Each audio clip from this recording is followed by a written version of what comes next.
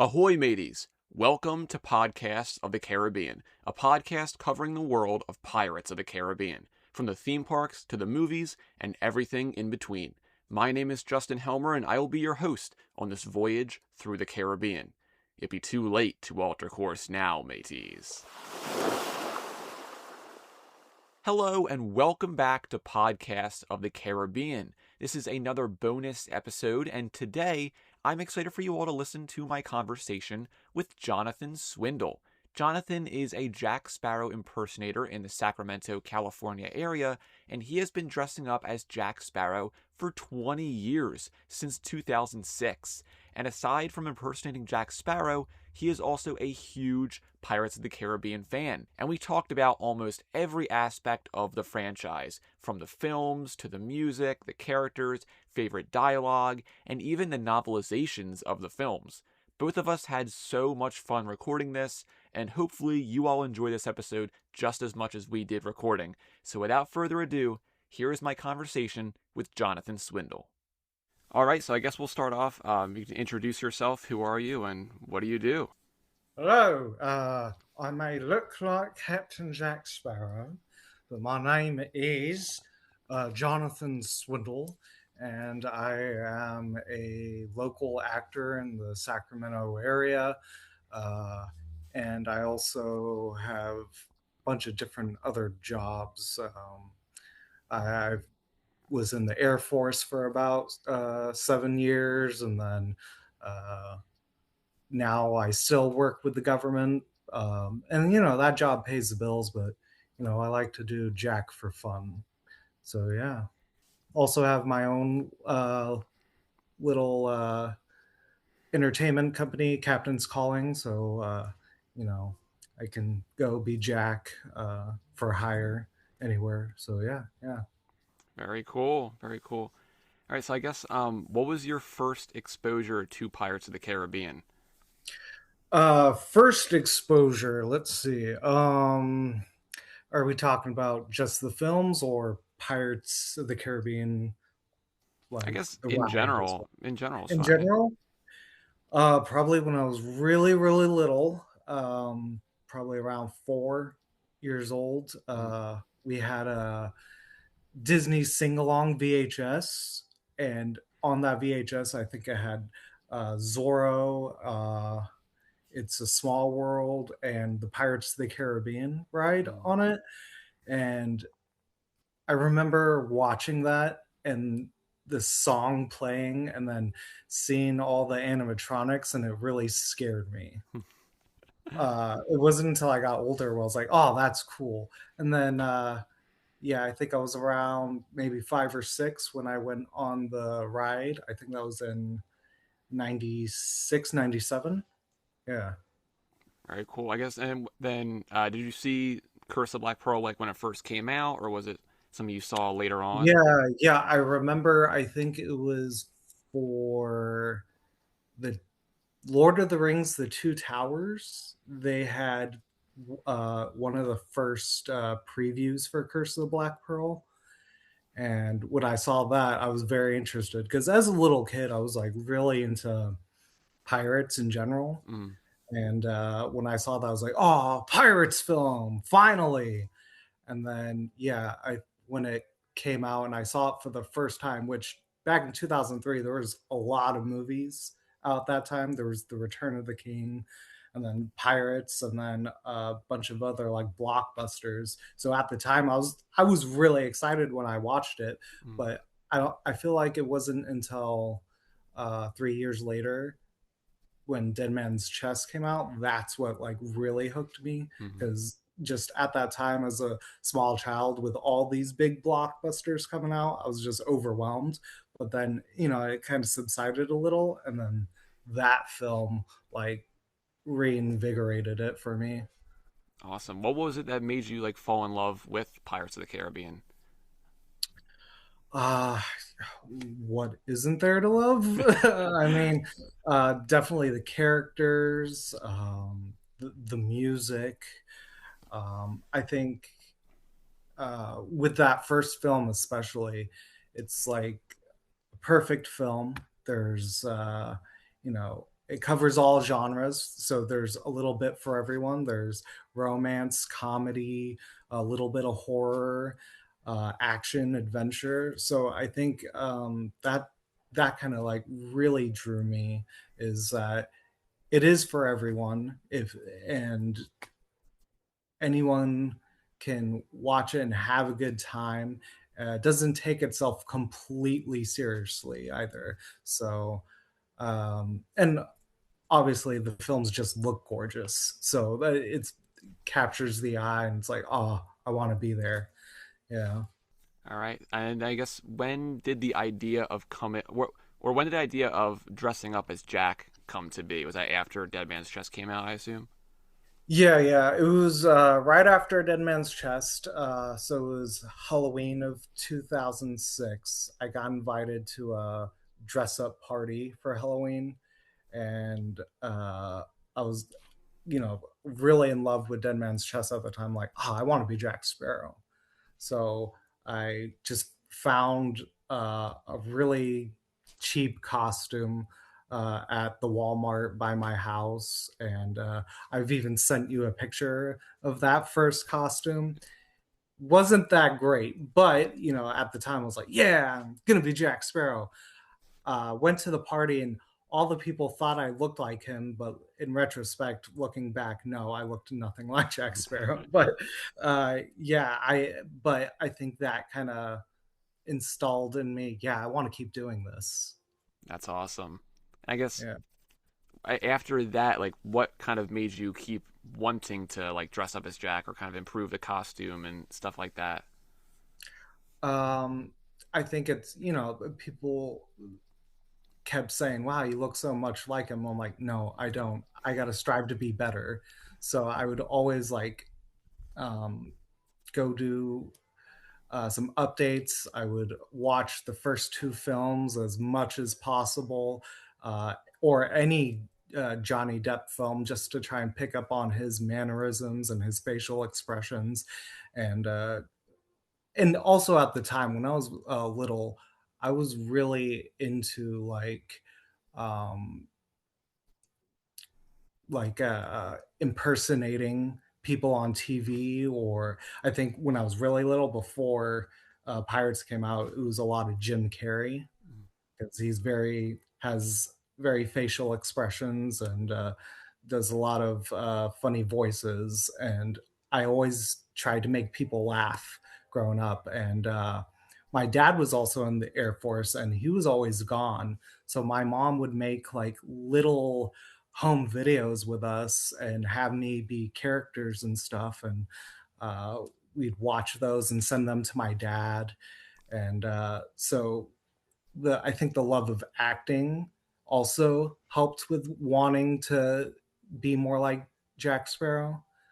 And that's just continued throughout uh, my life as a kid, a teenager, and an as adult. Um, and so, yeah, I would also improve on the costume. My mom used to be a seamstress, so she would help me when it came to the actual costume parts. And then I remember when I constructed my first wig, that was very time consuming, and it was a lot to handle. It wasn't that great, but I loved it. Just the art of making things from hand, and being able to present it, and people think, oh, wow, that's real. And you're like, haha, I'm getting away with it. It's not. Yeah. So I think the the spirit of Jack is also inside the making of it. Yeah. Mhm. Yeah, and the costume looks fantastic right now. It's amazing. Oh, thanks. I think this is probably my fifth or sixth iteration of doing it. Because I've done, I've tried to do a version from every film, including the Young Jack, and Skeleton Jack, and Cannibal Jack. So I try to keep doing every iteration that comes out, and that it can be very time consuming. Mhm. But not just me, but there's I think it was back in 2008 or 2009, there was a Facebook group that was created called The Locker, and it's where anyone who likes to dress up like Jack Sparrow or impersonate or anything like that can come in, and we all give tips and tricks, and we send each other to different vendors and give them like different links to websites where they can find how to make a costume and all that. And so it's a very tight knit community. Only Jack Sparrow is allowed, but it's something that only Jack Sparrows really know of, Mhm. and so it's kind of like not really known. But yeah, if you know a Jack Sparrow, he probably knows another Jack Sparrow. Just so you know. Very cool. And yeah, I guess the costume must have been an incredible time consuming process. I mean, I'm just looking at like the wig and everything. Just it must have Oh taken yeah, just I mean, such a long time. yeah, and yeah, it's been about what 20 years now since I started. So, yeah, and there's been a lot of different costumes, a lot of accidents, a lot of wigs falling apart, a lot of holes in the pants and places we don't want seen. So, yeah, it can be rough, but it's fun and very expensive. There's people who try and just buy the whole costume. That's gonna break the bank. You want to try and start off small and just recycle. I'm a big fan of thrifting, and so I like to go find stuff at thrift stores and reuse stuff. That way, it's I'm very budget oriented, so you're not busting your wallet just to look like someone. Yeah. Hmm. Then, do you like add anything unique to your costumes, or do you like to keep it like as screen accurate as possible? Yeah, I mean, when I have like a gig now, that I'm doing it professionally, I try to keep it as accurate as possible, and I'll try and go with what the client really wants. Most people want the dead man's chest look because it's the most recognizable and iconic. I prefer Curse of Black Pearl because it's way more comfortable as an actor because I'm not wearing so many belts and Hmm. stuff. But and it's just a nice, clean look for Jack Sparrow, in my opinion. I mean, what? While I'm on this subject, what's your favorite look for Jack Sparrow? I think the Dead Man's Chest one is my favorite, but I do have a soft spot for the Curse of Black Pearl. It's so simple, but it's also Hmm. so elegant at the same time. Right? But I Yeah. do really like the Dead Man's Chest one a lot. I'm there with you. I do wear the Dead Man's Chest outfit out the most, but yeah, Curse is my favorite to wear. But in saying that, yeah, there's two things, at least in this wig, that are personal to me. One tied to this is a tiny little key, and that's for a chest that I usually take with me on my gigs, and it holds all my like little all the goody goodies for the children, eh? And then also on this dread, there's two coins, but the bigger coin, that's from my very first wig that I ever made. So I keep that one tied in just as a reminder where I started. That's really cool. Yeah. I guess, do you have any like standout memories from like your time, like doing events or anything like that? There's a lot of memories. Some of I probably got about three favorites, which I'll probably list off. One is so when I was younger, me and my family would go to the Scottish Highland Games because our lineage is Scottish. My parents run the NorCal not pirate, sorry, the NorCal Highland uh, clan tent for our clan. And then so we would go to those a lot in Renaissance festivals and pirate festivals whenever those popped up. And I when I back in like 2006 2007 when I was dressing up like Jack Sparrow a lot, uh, I would go to the even to the Scottish Games dressed as Jack. Sometimes I'd wear a kilt, sometimes I wouldn't. But there's this one time, this one family was off. in the distance, and this little boy, he was crying his eyes out, and he was screaming and putting up a fit, just screaming, I want to go home! I want to go home! And then he we're getting closer, and then he stops and like looks at me, and he's like, oh, it's Jack Sparrow. Mom, it's Jack Sparrow. And he runs up and gives me a hug. I'm like, oh, mate, how are you? How did you know I was going to be here? Thank you for coming. I didn't know. Oh, hold on. Here, I've got a gold coin for you if you can be a good boy for your mummy. No more tears, only tears of joy, eh? And he's like, oh, thank you, Jack Sparrow. Mommy, I got gold. And then he was just smiling throughout the day. And then it wasn't until we were about to leave, the mother comes up and she's like, oh, thank you for being here. We were just about to leave because we could not put up with his tantrum, and it almost ruined it until you came. So thank you for making our day, for making his day. And I think that is why I continue to do it, is because if I can just make one person smile and make their day better, that means the world to me, and that's why I continue to do it. Another memory is I had this was last year. I had just done a party for this family, and this one boy, he was autistic, but he loved pirates, and his family went all out. They had pirate ships in the yard, their whole living room, their backyard, which had a pool, had ships in it, cannons everywhere. They went all out, and the boy just would not leave my side. And he's like, "Hi, Jack Sparrow. I love you, Jack Sparrow." And it was just, we had a great time, and all the effort that they put in for him, that touched my heart. So yeah, and I'm glad to see like everyone can enjoy pirates no matter where you come from or who you are. And so those two memories are the best. And then one last memory, it's kind of a naughty memory. It's it was when I first turned 18, and I went to a Renaissance festival as Jack Sparrow, and the security guards came up to me and like, all right, you're under arrest. I was like, oh no.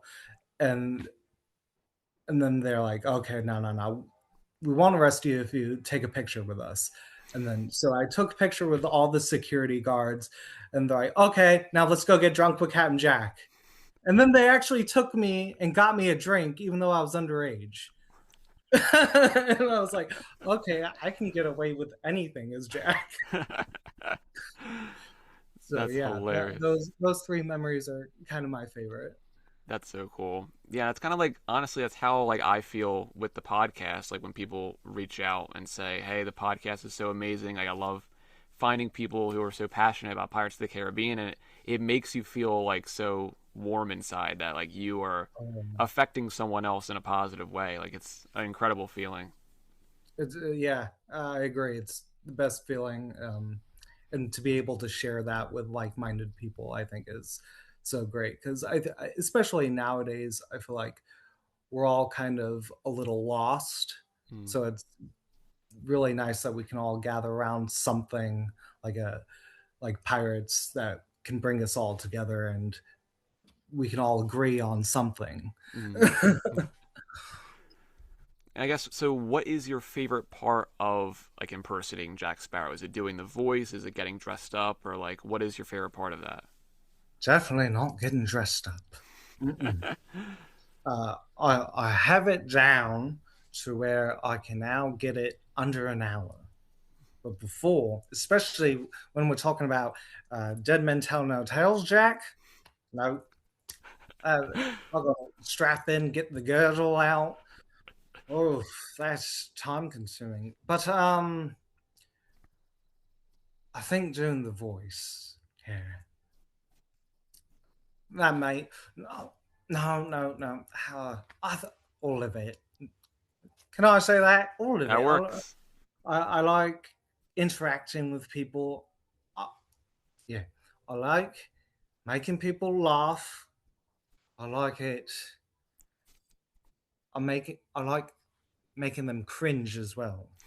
Not in a bad way. Like there's this one time, um, I was at a Comic Con and there was someone dressed up as Chewbacca, but they had a box of dog bones. So I grabbed the dog bone, licked it, and then ate it. And they're like, ugh, only Jack would like that. But yeah, yeah. I mean, yeah, I just so much to love, but definitely doing the voice.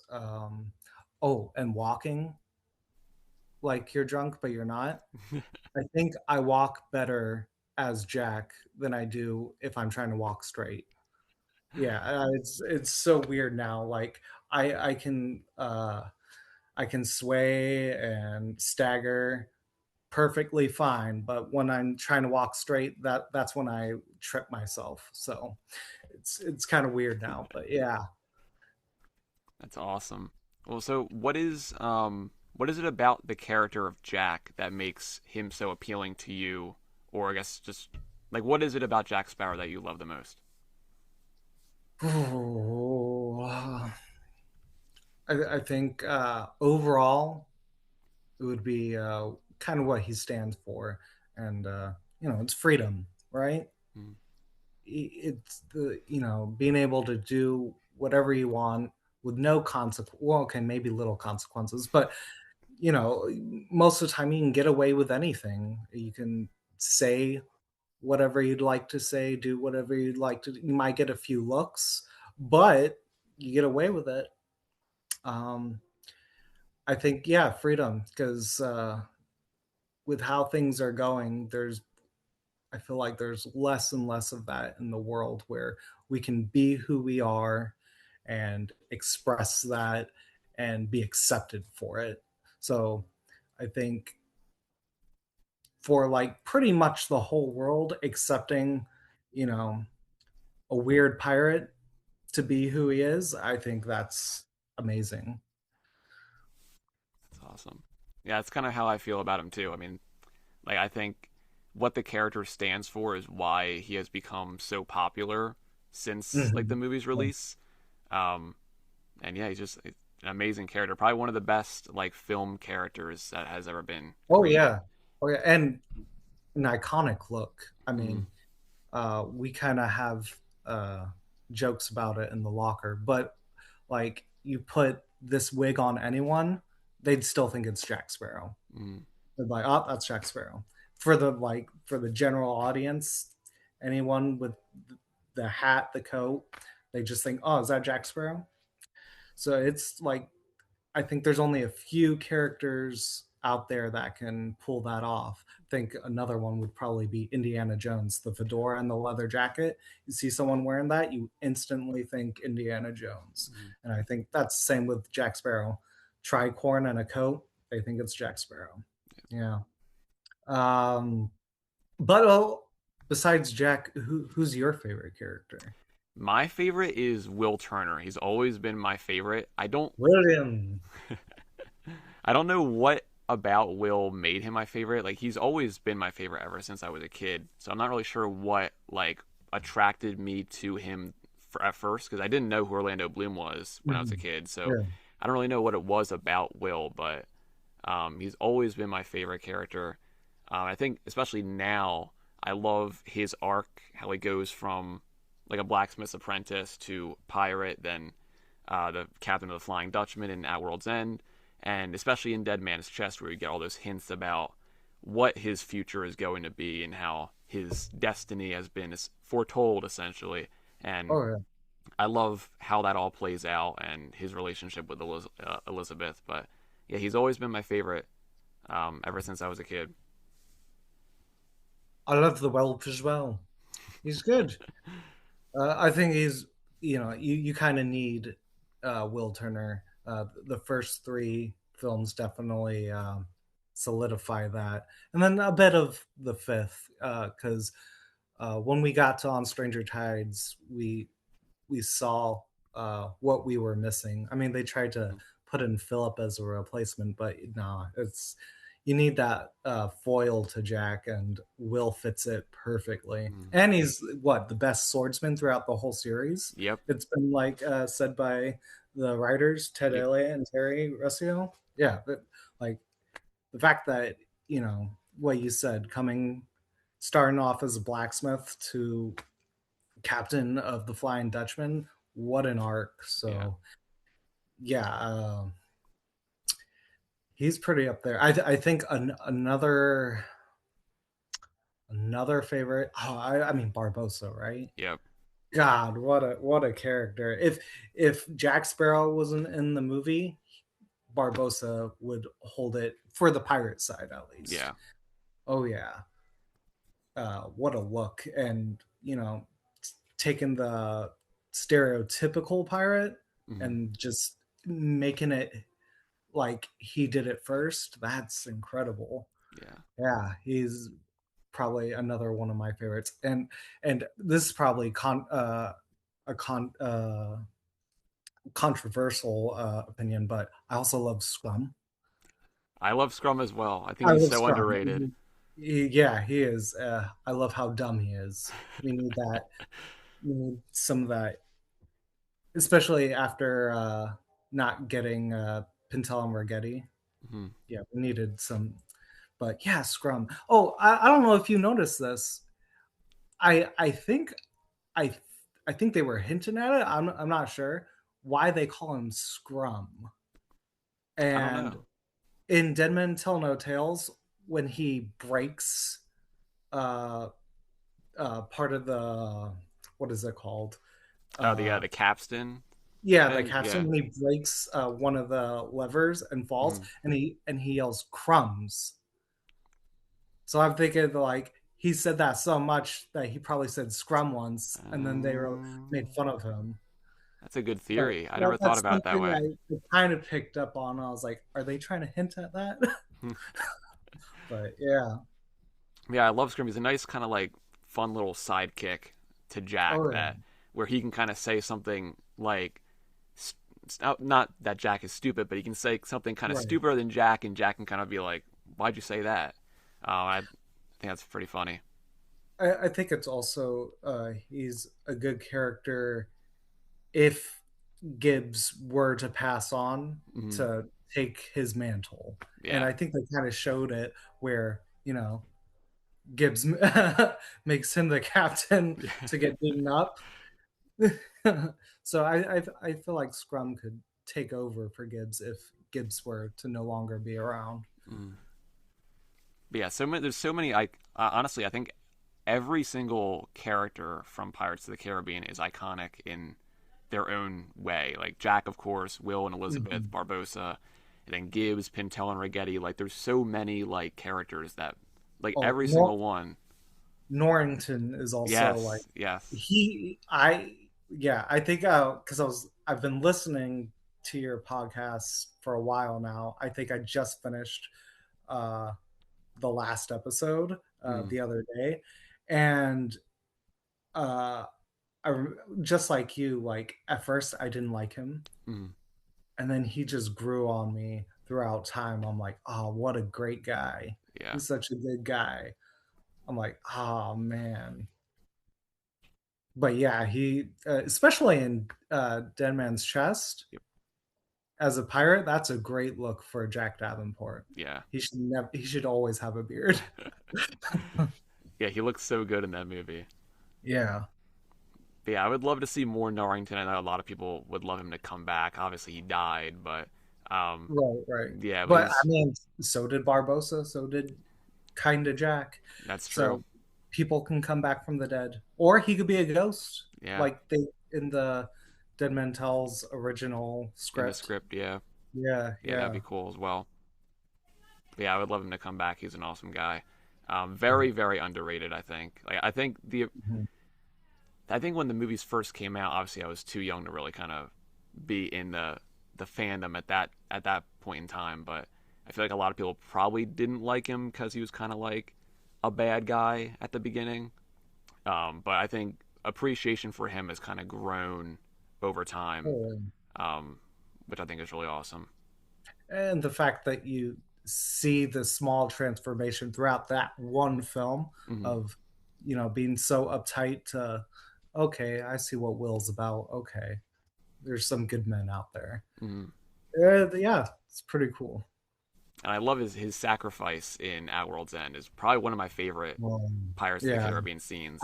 yeah, one that actually uh, really shocked me when I first watched it. I was like, no, come on, you just brought him back, Hmm. and now you're gonna. Oh, yeah, I was hoping he was gonna like just go back to being a pirate with them, Hmm.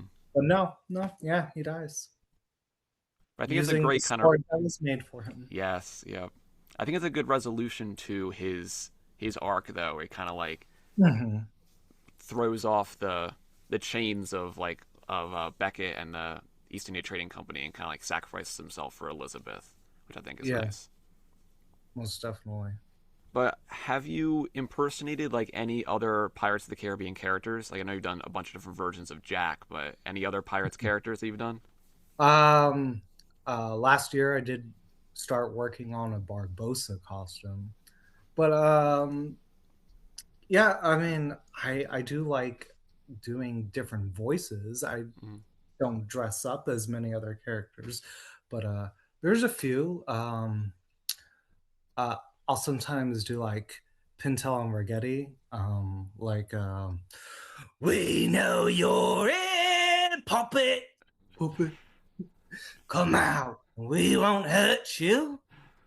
And then, look, it's a spin image of Bootstrap Bill come back to haunt us. Yeah, those two, and then there's only one of Will Turner that I ever do, and it's usually if my uh, girlfriend's doing something, and I'll just be like, um, "That's not good enough." One of the best lines. Yeah, that's my only Will Turner because he's too soft spoken. Even Mm. like I think there was this video that I was watching. He whisper yells, if you know what I mean. Yeah, I can see that. And it's like dang, that's hard to get down. But and then you best start believing in ghost stories, Miss Turner. You're in one. That's the only Barbosa I really do. I'm trying to do him, but oh man, getting that laugh, that's hard too. Mm. So any others that I do? Um no, sometimes Blackbeard. Let me see if I can remember any. If I don't kill a man every now and again, they forget who I am. That was bad, but yes. Or there I were, resting. I like to say that a lot when I wake up. um, Trying to think of any others. Snap me twice and hand me to me, mama. It's Jack. Yeah, I like Gibbs too. Uh I can't think of any. You got any that maybe I can um, try? trying to think. I think you got like most of like the main like iconic kind of voices. Well, those are the only ones I really do. So Yeah. other than Jack, but yeah, other than that, I've started a Barbosa costume, and um actually no, when I was younger I did do a Will Turner, and I do want to do uh Will Turner, his outfit from at the end of Curse of Black Pearl with the hat and then the red cape, the Yeah. musketeer look. Hmm. Yeah. Yeah. I want to do that one. That'd be cool. I guess we'll transfer into some more kind of like general like Pirates of the Caribbean questions now. Just do So it. I'm I here guess we'll for it. start. What is your favorite Pirates of the Caribbean movie? So, if you had if you had asked me that back in 2007, 2008, I would have said At World's End. But now, no, it's got to be Curse of Black Pearl. It's just a standalone film. Uh, it's perfect. Uh, it's got everything in it. Like I said, it's the quintessential pirate movie. It's also like a good adventure film. Some of the best lines in it, and the great characters. I don't know. It's like a perfect film to me. Um, but then the others improve upon it. So yeah, but I think without that first film, we wouldn't even have the others. I know that's like a cop out. Most You could say that about any franchise, but like for it and for like the time that it came out in Yeah. 2003, um, especially being a kid at that time, like there wasn't any other pirate stuff out there. There's Cutthroat Island, which came out a couple of years ago, Mm. but well, I kind of like the film just because it has pirates. I do as But well. yeah, it's not like in comparison, it's not like that good of a film. Yeah. It's a slow burn, um, and then you can't really understand most of the characters and their motivations. It's like, Mhm. okay, why'd you do that? Okay, just because you're pirates. All right, okay, but like, yeah, the Curse of Black Pearl is very well written, and they didn't even think it was going to be that good of a film. Mhm. And what a lot of people, yeah, it's like lightning in a bottle. They found it with that first film, so yeah, it would have to be that. But what's your favorite? And then what's your ranking? Uh, 1 through 5, one being the best, five being like the worst. So my favorite, I think my favorite has always been At World's End. I think my appreciation Mhm. for it grew a lot more in the last like 10 years, but yeah, At World's End is definitely my favorite. I just love how I guess it's more like a character focused movie because there's not as many action sequences in At World's End compared to the other Mhm. movies, which I feel like is why a lot of people don't like it. But that is why it's my personal favorite movie. I think it has so many good like character scenes with their motivations being expressed really well, and like how everything comes together and how you can kind of see the resolution of everyone's arcs happening in Oh, that movie, and that's why Our World's End's my favorite. And also the Maelstrom is uh, oh, so like iconic. amazing. That's like peak cinema right Yeah. there. Oh, did you see these film? I know you were like really young. Mhm. Did you see these in theaters? I don't know. I don't think I saw Dead Man's Chest and At World's End in theaters. I obviously Ooh. saw On Street of Tides and Dead Men Tell No Tales in theaters, but I don't know if I did. I might have been too young to see them in theaters, but I might have just seen them Have on. you seen them as they've been re-releasing them in theaters? Yeah, I did see Curse of the Black Pearl in theaters back in 2023, and that was really cool. Right. Yeah, that Um, was cool. I'm hoping Disney does something this year for Dead Man's Chest, but only time will Oh, tell. they better. They better. And then next year for At World's End, they Yeah. better as well. I hope you do see them in theaters because that it's all right. So I did see the first one in theaters, Mm. but I was like, I think 10 or 11 at the time. So it was just as a kid, it was fun. And then I saw Dead Man's Chest in theaters. I think I was 13 then at the time when it came out, and as a teenager, I was like, "What?" Like that was like a cinematic experience, like being in the theater, and when Johnny Depp dies, all the women in the theater scream and they're crying, like literal tears. They're like, "No, Johnny!" And I'm like, well, and then the very end when Mm. Barbosa, what a cliffhanger. Like you don't hear or see it. I mean, unless if you're paying attention, which you'd have to on the second or third viewing, but Mm. like seeing Barbosa there and so what's become of my ship? Oh my goodness, that was in theaters. So it's like, what? And then credits roll, and you're like, that's how it ends? Oh my goodness. And then, yes, At World's End. that was the first film I watched dressed as Jack Sparrow Mm. because Dead Man's Chest like really got me into it, and I had like gotten better at making my costume within that year, and I went with a bunch of my buddies from high school, and uh, the one guy next to me, he's like, I can't watch this with you. It's freaking me out because I was like eating the popcorn like Jack, and they're like, no, no matter where I turn, there's Jack Sparrow. I don't like this.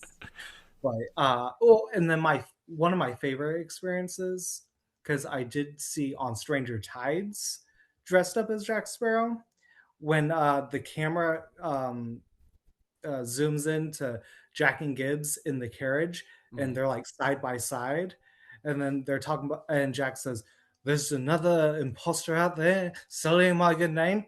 Almost everyone in the theater turned back and looked at me when that happened because they all had seen me because this was like when theaters would do the midnight showings Mm. for the release of the film. They did that for On Stranger Tides, and I had like got my tickets in advance and everything, and I was out there, and everyone was lined up, and I was just like, me and my friends were all sword fighting and stuff. I had another friend who was dressed up kind of like Angelica for the film, and people were taking pictures of us and everything, so like we were trying to like entertain the crowd because we were all like I was in theater during high school, so a bunch of theater kids like messing around got into some trouble. But yeah, so when that scene happened, almost I kid you not, almost everyone just turns around and stares at me, and they're like, "You're in this film too?" That's so funny. Yeah, and then yeah, I did see it. Saw Denman Tell No Tales in theaters as well, dressed as Jack, and uh, yeah, it was like not as many people because during that time there wasn't as many people going to the theaters, but there was a couple that like really liked it, and they took pictures with me, and then the staff at the movie theater had me stand next to their thing, and we're taking pictures to help promote it. So it was a good time. But yeah, if if they do release uh, the films in theaters again, you need to go watch them in theaters. Total different experience, Yeah. especially with the surround sound. I think with On Stranger Tides too, they did it in a 4D theater, so Mm. you're watching it in 3D, but the seats are like swaying back and forth like you're on a ship, and Mm. then you get sprayed with water whenever there's water being sprayed, and yeah, that was a cool experience. That'd be cool. Yeah, it's one of my goals to hopefully someday see Dead Man's Chest and At World's End in theaters. So hopefully it'll Yeah, happen at some point. We'll see. you got you got to. But I guess second place behind At World's End, it's kind of hard because Curse of Black Pearl and Dead Man's Chest are very, very. I guess all three of the original trilogy are very like Mhm. interchangeable for me because they're all so good. If I had to rank them though, I think Curse of the Black Pearl is number two, just Mm. because it's the original. It's just a Yeah. classic. It's just Okay. perfect, perfect movie. And then like I wouldn't say Dead Man's Chest is worse than Curse of Black Pearl. I think I just kind of prefer Curse of Black Pearl a bit more if I'm ranking them. But Dead Man's Chest number three. Yeah. But it's also a perfect movie. No disrespect to Dead Man's Chest. But all three of those kind of interchange. Like when I'll watch one of them and that'll kind of move up to be my favorite at that current moment. It's kind of just Oh how I'm yeah. feeling that day is my ranking of those first three. I understand. Yeah. Yeah. I feel that. But I guess after that, I actually do enjoy Dead Men Tell No Tales a lot. I know a lot of people don't Ooh. enjoy it, so that's on it. That's my number four is Dead Men Tell No Tales.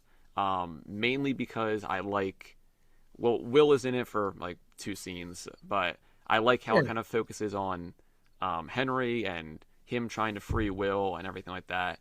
I like Karina as well. I know a lot of people don't like her, but I personally like her. Um, I like the whole plot line of her being Barbossa's daughter and everything. I think that's super cool. And obviously there are plot holes, many plot holes in that movie, but I do think it's a still a good movie. I love all the five Pirates movies, regardless of Oh quality. yeah. And then last place, not saying it's the worst or anything, but last place is On Street Tides, just because I don't really I don't really know why. I think it's because the lack of the Turner family in that I think might be That why I that don't. yeah, that But does put a big, yeah, yeah, shadow on it. Yeah. but I think my appreciation for On Street Tides has definitely grown in like the last decade. I think when it first came out, I wasn't really the biggest fan of it because I'm like, where's Will? Where's Elizabeth? I was only 9 years old when On Street Tides came out. Um, but I think my appreciation has definitely grown for it a lot. There's a lot of good scenes in there. There's so many like great like lines of dialogue from Jack and Blackbeard and Mhm. Barbossa. I love Barbossa in that movie. Um, I remember back when I was a kid, I was so confused as to why Barbossa was no longer a pirate because I'm Oh like like yeah. like I can't believe they would do this to Barbossa. But obviously, it becomes clear why he's doing that at the end of the Yeah, movie. yeah. But back when I was a kid, I was so shocked. I'm like, Barbossa's not a pirate anymore. What do you mean? But yeah, that's my personal ranking. So At World's End, Curse of Black Pearl, Dead Man's Chest, Dead Men Tell No Tales, and then On Street Tides. Wow, ours are so vastly different. That's crazy. I mean, it's good because yeah, I think there's something that someone can find and love in each film. Um, but yeah, mine would have to be in release order, but sometimes it switches. So it would be Curse of Black Pearl is one, Dead Man's Chest is two, At World's End is three, On Stranger Tides is four, and then Dead Men Tell No Tales. Uh, and you know, I sometimes I could switch four and five, Hmm. but there's so many egregious things that it does Hmm. do, especially with breaking a lot of the canon. So like, do you know how like the canonicity of things are in Yeah. media? Hmm. Like how, so I think they say if it starts off as a film, the films are a canon, Hmm. and then the books that follow, if there's nothing to disrupt what goes, if they're like straight up adaptations, then they're uh, along with a canon. But if it takes, you know, a deviation from any of the main stories, it goes to B canon. And Hmm. then merchandising, I think, goes into C canon because they can make up weird stuff and still sell it. But yeah, because of what they do in Dead Men Tell No Tales, all the young Jack Sparrow books now Yeah. become B canon. They're Yeah. not considered part of the A canon anymore. And maybe The Price of Freedom. Uh, I feel it's but kind of dubious with that one, but maybe, yeah. yeah. I think I'd have to reread it, but yeah. But yeah, because of that, it like takes out a whole lot of stuff Mm, that goes along with the films, and it's like, oh, why would they do that? yeah. It's yeah, I that's my big. personally, my personal like way of looking at that whole kind of like flashback scene, I'm kind of like that's like Salazar's like depiction of events. Like I like that's kind of like his Oh, depiction of events oh and not yeah, like the canon actual timeline. That's kind of like how I for look at it to sure. kind of be like, oh, so everything else can still be canon and Salazar can have his own kind of like, hey, this is what happened to me. Um, Yeah, that's kind of how I look at it just to make it I'm make surprised sense. there was no one to like uh to kind of like be like, oh no, this is breaking continuity with the other films. Mm, I'm surprised they didn't have anyone doing that for that. yeah. I mean, like you said, if it's just Salazar's, though, even even if that were true, how would he know of Jack's? Because they kind of zoom in on it in Mm, that scene, Jack's piece of eight, which he doesn't even get until on Stranger Tides. yeah. That the what we call the zombie finger. Mm.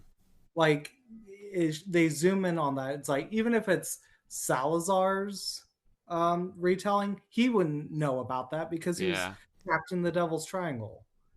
So it's like that still doesn't like make sense. I mean, Yeah. it's a better explanation, Mm. especially because Jack uh he only sailed the Wicked Wench as captain, Mm. according Yeah. to, if we're going off of the Price of Freedom. He never was under anyone while sailing it. Yeah. So I don't know. But yeah, because of, I mean, I really like the scene. I Yeah, it like is a cool visually. scene. It just It's makes a has cool so scene. many issues that it Yeah, it's puts in because there. that is something Jack Sparrow would do. Mm. So, but yeah, no, that and the whole um having uh Will Turner back. I understand having him back, Mm.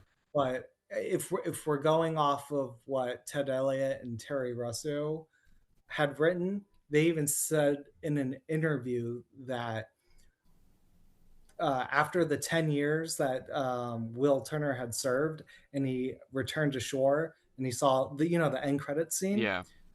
after he returned and Elizabeth is waiting for him, then that broke the curse and he's no longer bound to the Dutchman. Yeah, I remember reading that.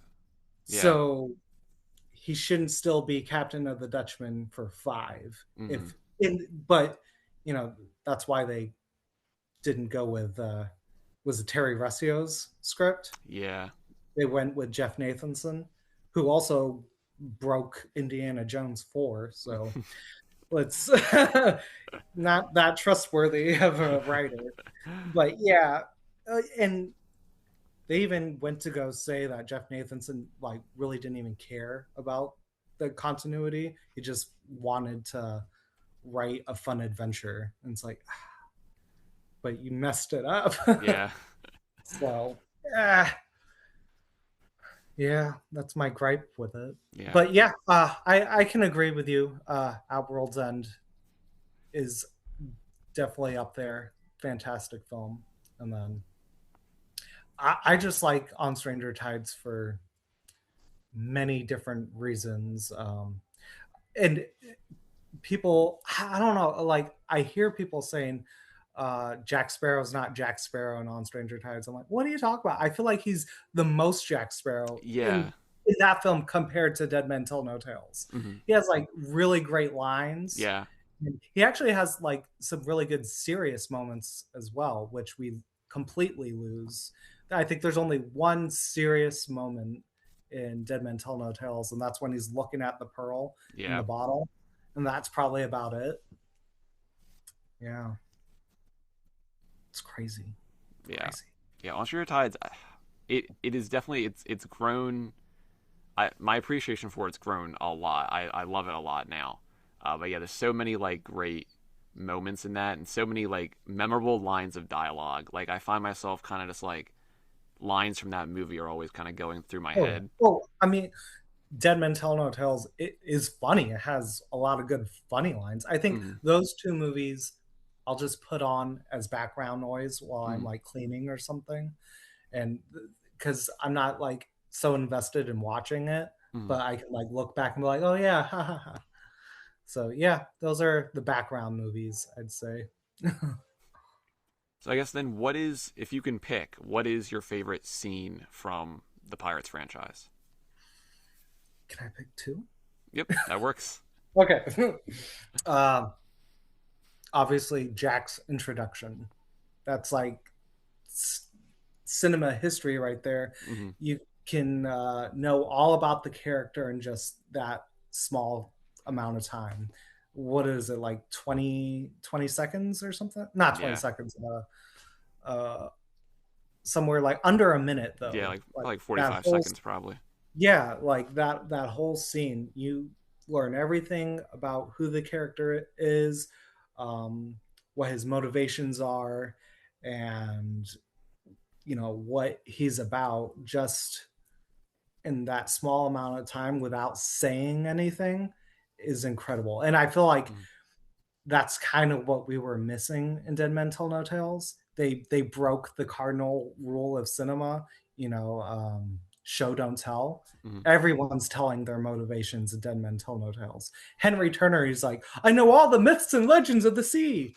It's like, okay, but we haven't really seen you do anything with Mhm. that, or and then Karina, even though she's probably one of my favorite characters, her and Barbosa are my favorite in that film, but like she's going on just dialogue about her motivations and finding her father, but like there's nothing they're actively doing to show that that's what they want. So I think that's what that film misses and what the first one did so perfectly. And then I think my second favorite scene, oh man, I had this earlier. Oh dang, maybe I'm changing it now. Oh no. No, I'm just gonna keep it with the one because now I can't decide. Yeah, so that'd probably be my most favorite. Oh, okay. Second one after that would probably be for action would be the blacksmith scene Mhm. in the blacksmith shop. Uh, that fight very well choreographed. The dialogue in between, a lot of characterization for the two, uh, and it's what propels the story after that. I feel uh, their first time meeting. I think that's one of my favorite scenes to like. If I just want to watch any scene besides that first one, I'll Mhm. go to that. Yeah. Yeah, it's a really good one. It's one of my favorites too. I think if Mhm. I had to pick my favorite, I'm a big Will and Elizabeth fan, so I think my favorite has to be like their wedding sequence in the Maelstrom. Oh, and that little bit of music when they twirl and the Hmm. music twirls, it sounds Yes, like it's twirling. That gets me all the time. Like, woohoo! so good. I know. Ah, yeah. No, I do love their wedding scene. That's and how many characters, how many movies can you watch where one of your favorite, you can say your favorite scene is the wedding scene? Yeah, Like that's for them to do that. That's yeah, they pulled that off really well. yeah. I feel like it could have been very corny if they did it Oh like a yeah, certain way, but like they pull it off to like it is like one of the best scenes, which is kind of just a testament to like everyone who was involved in putting that scene together. especially since in the very first film they established there's a bit of silliness to this world, Hmm. so it just like by the third film you just accept it all. You're Yeah, like, yep, okay, that's how it would happen. yeah, and especially with Barbosa involved too, like Oh, that the just makes it so back and good. forth. Yeah, Oh and then yeah. when he stabs under the legs too, I love that part. Yeah. Oh man. Yeah, that's a great scene. Yeah, I agree. So I guess we'll move kind of to from the films to kind of like other kinds of pirates media, like the books specifically. So have you read like the Young Jack Sparrow series? I guess you mentioned the Yep, Price of Freedom yep, and everything yeah. already, but Which I got some things to show you here that I pulled since we're talking about it. Yeah, I did read all the Young Jack Sparrow books. There's a lot of them. What is it, 13 total? yeah, 13. Yep. 12 from the main adventure, and then the The Bootstrap Bill Bill book. Turner. Yeah. Yeah, yeah, yeah.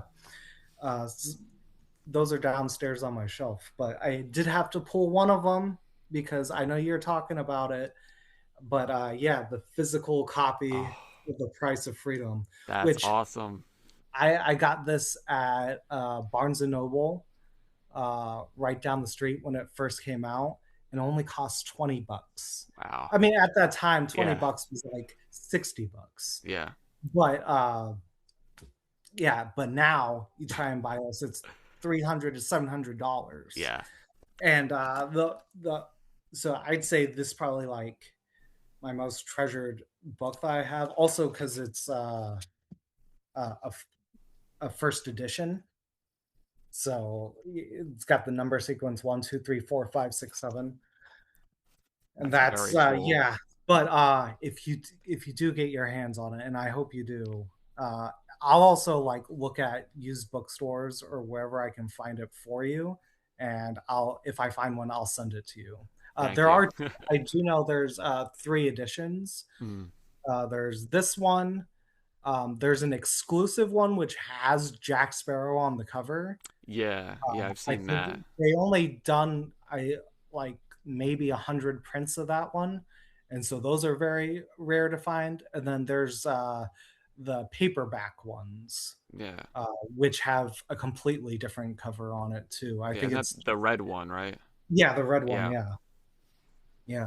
So yeah, yeah, I read that too, and that's a great book. And then I had a question for you because of those books. Hmm. Did you ever read any of the novelizations of the films? So I haven't read them all. I read the At World's End one and the On Stranger Tides one back when they first came out. Okay. I didn't read the ones for the other movies. I should at some point once I get my hands on them. But it's funny the At World's End one that I have I think came out before the movie released because the book ends right after Elizabeth's Hoist the Colors speech. It doesn't have Oh, any of the rest of the movie, which that's is pretty because interesting. they did two prints. Yeah, So there was one that came out later with the rest of it. yeah, yeah, Yeah. yeah. But when I was a Um, kid, I'm like, why is it cutting off the rest of the movie? right, right. I think that's only with At World's End and On Stranger Tides. I think they put the whole films for Curse of the Black Pearl and Dead Man's Chest. But so I got this one, which actually came out before the film did. Hmm. So this one goes more in line with the original script of Curse of the Black Pearl. Oh, And here, interesting. I'll just read you so you can like see the vast differences. This is like the last line. Jack lovingly ran his hand along the rail, then took the wheel of the ship, his ship. He opened his compass and set his course. Satisfied with himself, he looked out to sea and began to sing himself a tune. Yo ho, a pirate's life for me. So that's how that one ends. And then, so I just grabbed this one because it has Hmm. all three of the movie versions of um, Curse, Dead, and At World's End in it. Hmm. Um, and then here, come on. All right. And so then this is the end of Curse of the Black Pearl. Out at sea, Captain Jack Sparrow stood behind the wheel of the Black Pearl. On his head was the familiar tricorned hat, and in his hand he held his compass. As he looked out to sea and felt the black pearls wood beneath his fingers, Jack smiled. Now bring me that horizon, he said. And setting a new course, Captain Jack Sparrow sailed his ship across the turquoise waves of the Caribbean. Like they're completely different. Yeah. Even all right, so in this one, Hmm. the way that the curse is lifted is also kind of different. Barbosa actually has a sword up to Elizabeth's neck, and he's Oh, about to wow. cut her throat. But then Jack shoots him, and then he's like, Hmm. "Oh, you wasted your shot." And then Will is standing over the chest, like in the films, like he didn't waste it, and then drop the coins. But it's like completely different So than how interesting. it's Yeah.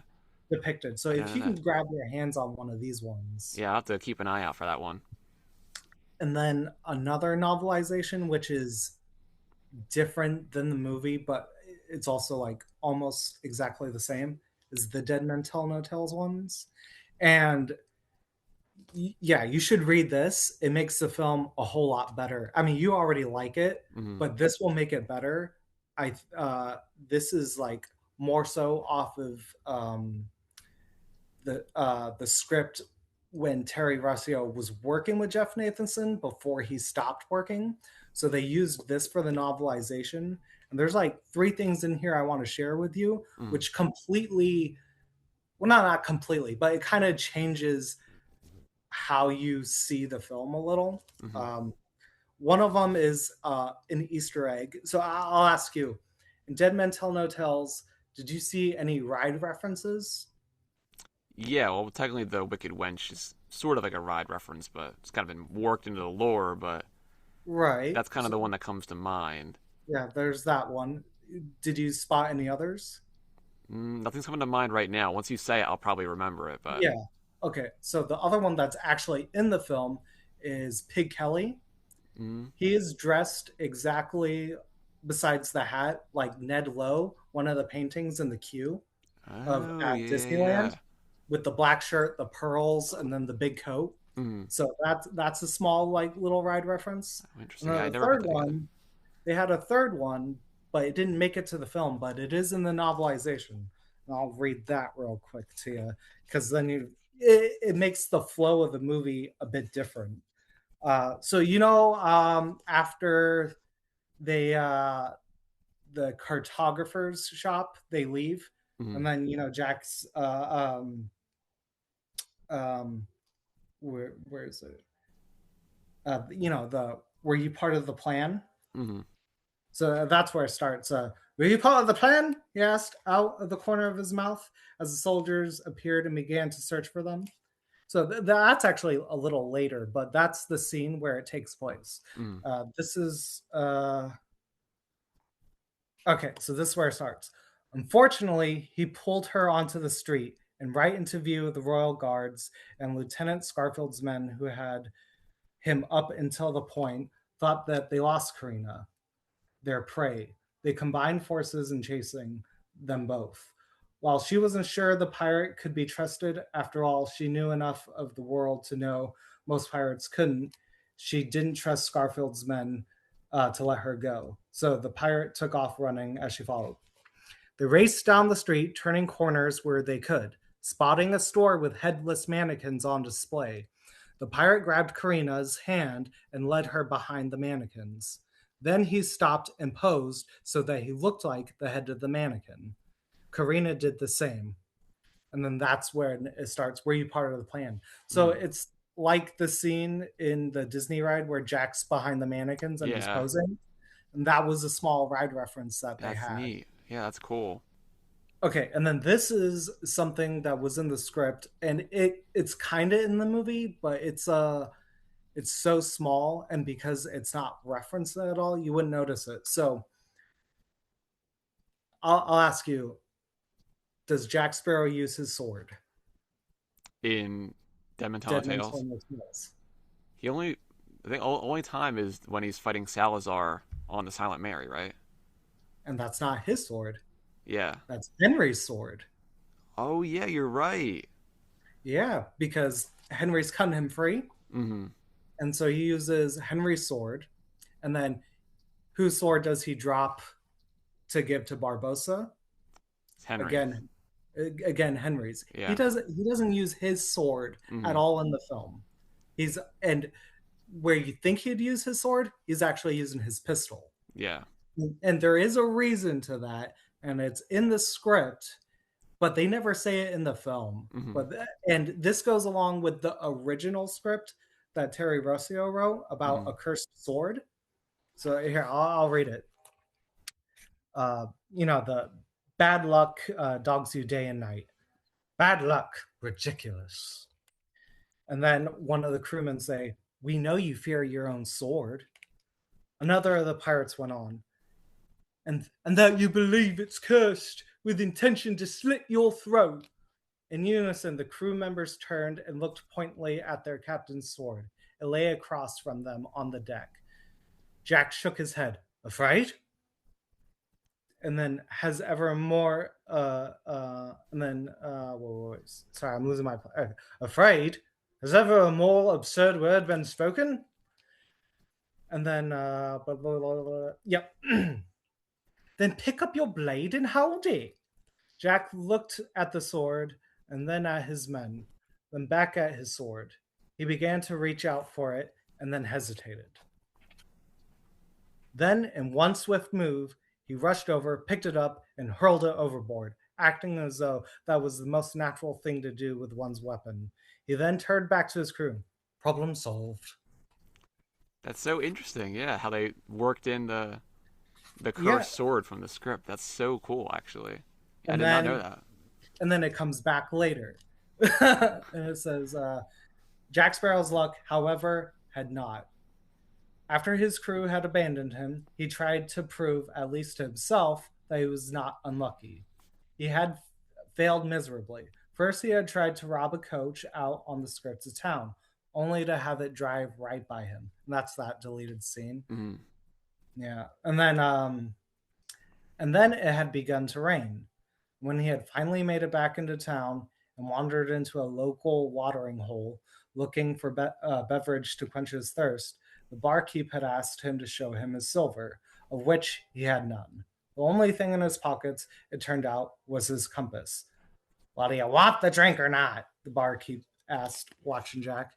Jack looked down at his compass in his hand, torn between his thirst and his prized possession. Before he could make a decision, a fisherman wandered in and plopped his catch down on the bar right next to Jack. Sticking out of the net was Jack's sword. Would ya look at that? The fisherman said, unaware of what his haul meant to the pirate next to him. A fish stabbed itself with this here sword. I'll sell it to the Navy. How's that for luck? With a shout, Jack reached and grabbed the sword. He flung it across the bar. It hit a wanted poster hanging on the far wall with an audible twang. The point was firmly embedded right between the eyes of one Captain Jack Sparrow. Wow, that is. I did not know that. That's so cool. Yeah. So the cursed sword idea was like in the film, but it was never mentioned, which is crazy because I Hmm. feel like that I actually really like that idea. Yeah, yeah, that would have been really cool to see in the movie. But I'll have to hunt that book down and get a copy of it with the rest of Yeah, them as and well. But yeah, they that's. they they explain more in that book that Jack is acting the way he is because he's Hmm. been cursed with unluckiness. He no longer has his luck, and Hmm. that's why he can't do anything correctly. I think that's a better. It's written better than it's executed in the Yeah. film. But yeah, the whole book is more centered around people's luck and their curses, Hmm. especially with Henry Turner and stuff, and his dad having the curse. The novelization is way better than the actual movie because of Hmm. some of that stuff. But Yeah. it's a shame because when I was reading it, I'm like, oh, this film's gonna be awesome. And then that's yeah, I think also the dream sequence or not dream sequence, but when Henry is going over and Jack's sleeping, and then he spaghetti wolves. Hmm. That was a stupid line. In the book, he talks about a whale that he saw, Oh, interesting. Yeah. which also turns out later in the deleted scene Yeah, where the the whale whale on the passes by. Yeah, Yeah, that's very cool. Yeah, I'll have to get that and read it through it. and That's really then really cool. there's one last book. You don't have to read it, but the art of Pirates of the Caribbean. Yes, I do have that.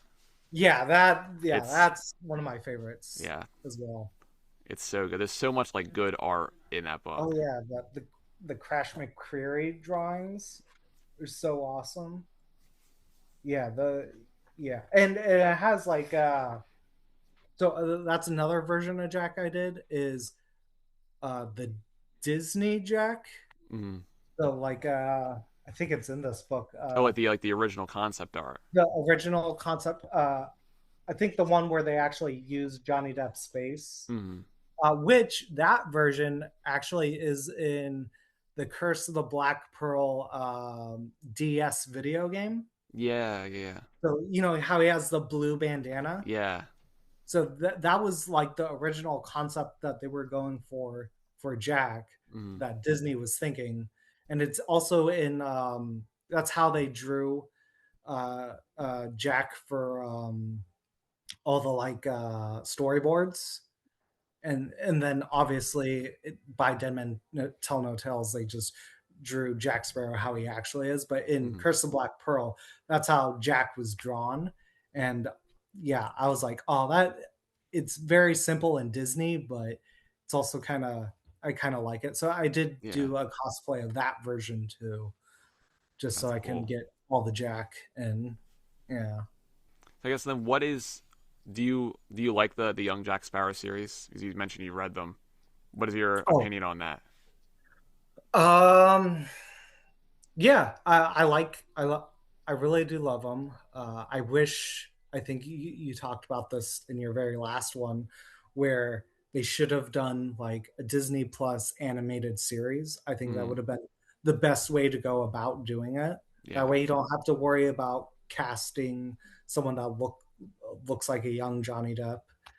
Um, and you just get a good cast of voice actors Mm, and do an animated series because yeah, they're really fun. I they are I mean they are kids books, so they're very childish. But yeah, I think they're fun. mm. Um, I think maybe they're I think for that series it's fine. It's the Brethren Court series I'm a little iffy with because they are adults at this time, and it's like, but they're still acting like they're kids. Yeah, that's kind of my issue with it as well. Yeah, because I'm like, I get it for the children's books because they are younger and they're a bit, it's overly fantastical. But then yeah, I think, and I think that's why I do like Curse of Black Pearl so much because it's out of the five films, it's the most grounded film. There's only like one supernatural aspect to it. Hmm. And so it feels like a real, I mean, yeah, it's based on the Caribbean and a certain time period. So yeah, there's a lot more stuff in it that's real than the others. And I get it. They were just kind of using it, to just introduce some supernatural stuff. But I think when in the book series when they overdo it, it's just too much for me at times. I'm like, okay, that's a bit too silly. Hmm. That shouldn't be happening. But it's still fun. I still Yeah. like reading it. Yeah.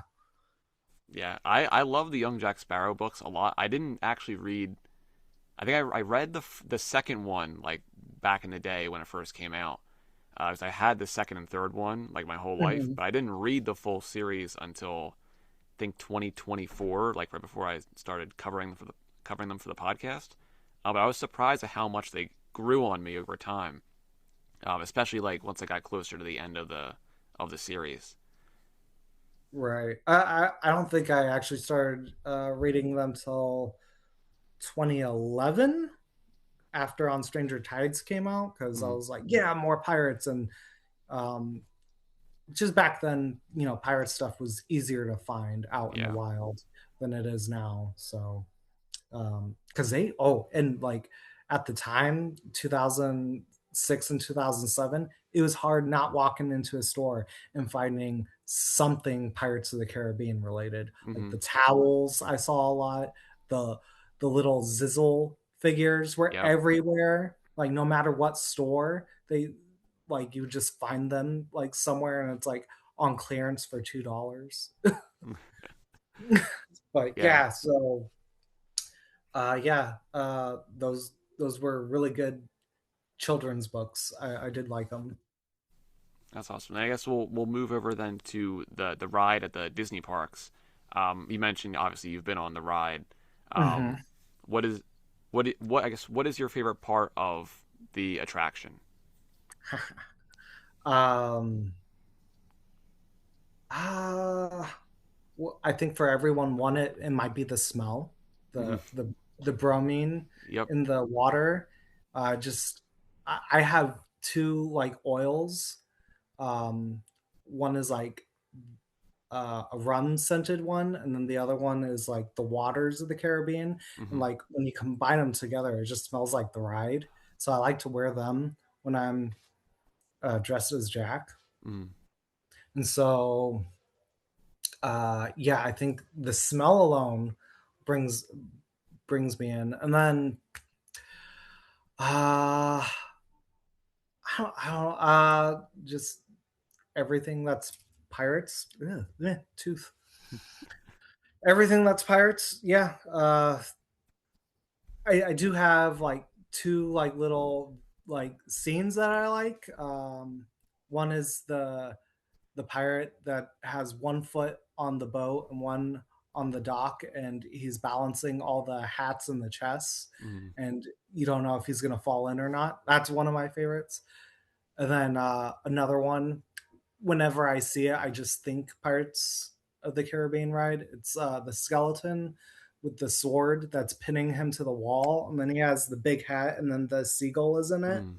I yeah, I wish they had incorporated that into the films. Yeah, that would have been cool. So they Yeah, had kind of in Curse of Black Pearl, they have the one, the skeleton Eildam Muerta with yeah, the sword in his back. But yeah, it would be cool yeah, if they had the other yeah, guy in there as well. That would be cool. yeah. Especially yeah, because I think that's what they were going for with all the caves. Is Mm, like, oh, that's where all the skeletons were. Yeah, but yeah. So when I first wrote on it, it was in I think '97. So they didn't do any of the movie stuff yet, mm. and I think it had only been refurbished three times before that, Yeah, I think and so. they only changed small things. Uh, I don't know what he's called anymore, but at the time I think they called him like the gluttonous pirate, the one Yeah. next to the barrel, and Mm, I think now he's like has a map. And then at the time when I went, he had a turkey leg, mm, and then there was a cat that would pop up and down trying to get it, and then the I think that's when they switched it to where um because the pirates used to chase the women, mm, and when I went, I think they were holding like trays of food to make it seem like, oh, the pirates are chasing them for the food. mm. And then I think, yeah, after that, when they refurbished it in 2006, they switched them so that the women were chasing the pirates. Yeah. Yeah. So, yeah, I think, yeah, I saw that version where those were like the only two changes in the ride. So it was pretty much the original ride for most of it. And yeah, I think it's because of that VHS that I had as a kid. There Mm, was one pirate that always creeped me out. I don't know why, but he was like the middle guy in the three-man band, the one who sings. mm. And then the other guy has a lute and the other one has a concertina. But the guy that would sing, I don't know why whenever I saw him he would freak me out. I'd be so scared. I'm like, I don't like that guy.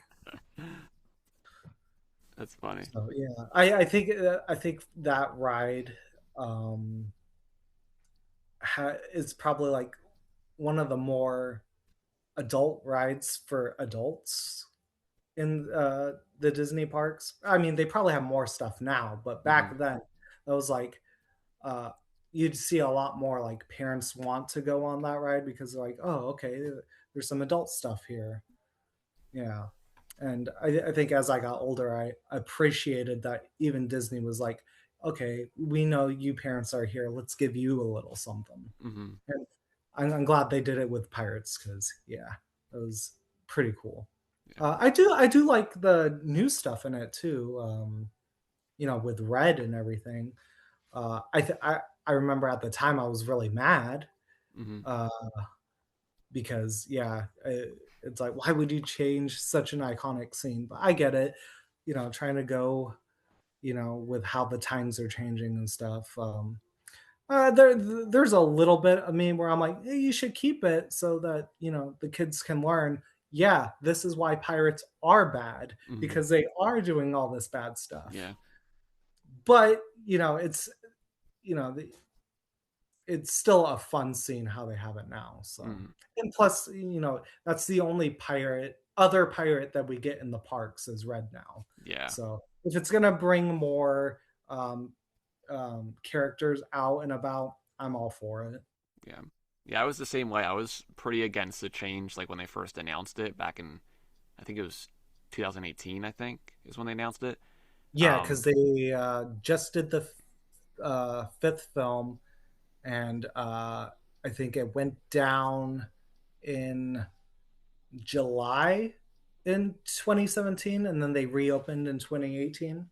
mm. Yeah, Yeah, I was pretty against it back then, but like it it definitely grew on me over time, and now like I love Red. I think she's a great addition to the character. I think it's like a cool kind of whether you kind of like think about oh the redhead became a pirate or if it's a different character. But yeah, I think she's cool and I love the new scene. It's definitely grown on me. I I don't know. You just brought up something that made me like think because like if if she was the redhead that became the pirate, Hmm. and I know I don't know. Do you think I know Scarlet is based off of Red in the ride, but Hmm. do you think like they're the same character or they're different characters? Um, I think I think they're I would say they're different just because I feel like Scarlet is Okay. a bit different from the redhead character. Um, Hmm. yeah, I would say she's technically a different character. Would I like to see them bring her back as a pirate? That would be cool, but I don't think that would happen. No, Um, I think and yeah, because I know like there was like rumors back in like the early 2020s where they might have Carrie Gillian or what's her name? Is that her name? oh, Karen Karen. Gillan. Yeah, Karen Yeah. Gillan be Red, and then they said Margot Robbie's going to be in it. She was going to have her own film, and then that got shut down. And then now they're saying she might be back for this film, but just for this film, not the other one. Mm. So I don't know, but I mean, if they did something with Red for the new film, I wouldn't be against it. Yeah, that's what I, I'm kind of hoping for. I'd feel bad because if Scarlett was supposed to be here, I was like, oh, I'll just get the actress back. Don't Yeah. recast her. But if it is a different character, then I guess it would be okay. Yeah. I guess that kind Yeah. of leads into like Pirate 6 rumors. Oh. Obviously, there was that kind of the rumor like last month or whatever that said that the movie was gonna be about Jack Sparrow's son. That was shut down by Jerry Bruckheimer. But I guess I'll open it to you first. What do you hope to see in Pirate 6 if it ever becomes a reality? Um. Ooh. So I myself have like been writing like three different pirate scripts. Mm, One started like a long time ago. I want to say back in 2010 after On Stranger Tides, mm, because I was mad about On Stranger Tides because for the stupidest reason too, because they set it up in at World's End that Jack's sword was broken. I'm like, mm, oh, he's gonna get a new sword in On Stranger Tides, but no, they just reforged his old one. yeah. I'm like, oh, but then they gave Barbossa a new sword, uh, the Sword of Triton at the end. So, but yeah, I was so excited that Jack was gonna get a new sword, so that bummed me out. So I was like, well, I'm gonna write my own on Stranger Tides. So I like completely like rewrote on Stranger Tides, and then that got me into doing two other scripts. One of them, yeah, was back in 2011, 2012, I want to say, probably closer to 2012. It's a prequel to Curse of the Black Pearl. So it borrows stuff from The Price of Freedom, but it kind of retcons everything in the Brethren Court series. Mm. But I mean, Dead Man's Hell No Tales already did that. So, but yeah, so and that one opens with how what's it called? Price of Freedom kind of ends. So Cutler Beckett brands Jack a pirate, then burns down the wench. Jack goes swimming after it and gets on board, and then it burns down, and he starts to drown, and then he's in between life and death. Meets Davy Jones, and then asks him to um, bring back the pearl, and he'll be captain for 13 years. So that was like the beginning of that. And then it went through many different iterations. It was going to be like, I was going to bring in, Treasure Island into it. So, like, the Hmm. main antagonist was going to be, what's his name? Long John Silver. And then Bill Turner was gonna come into it, and he was actually served on Silver's crew, but they called him Billy Bones. Okay. And then he rescued Jim Hawkins. So Jim Hawkins is on the ship with them, and he's their cabin boy. And they're trying to race to get to Skeleton Island to get John Silver's treasure. So that's kind of where it was. But then I was like, oh, this is too Disney. So I like kept on going back and forth with it. And where I'm at now is where um, that opening scene is still the same. But then this one night, I had a very vivid dream, and it's what like made me rethink the whole thing. And it's Jack Barbosa and Bill Turner. They at some point in this, at least in the dream, they're at a masquerade ball and they're like all done up with like masks and their costumes. And they're trying to blend in while Jack is sneaking off inside this mansion to grab a certain artifact. And I just remember like the music is like that they're playing is like the He's a Pirate theme, but it's all like classical and everything. Hmm. And then Jack is interrupted by a very drunk woman, and she's trying to get at him, and he's like trying to run away from her as he's trying to find this artifact.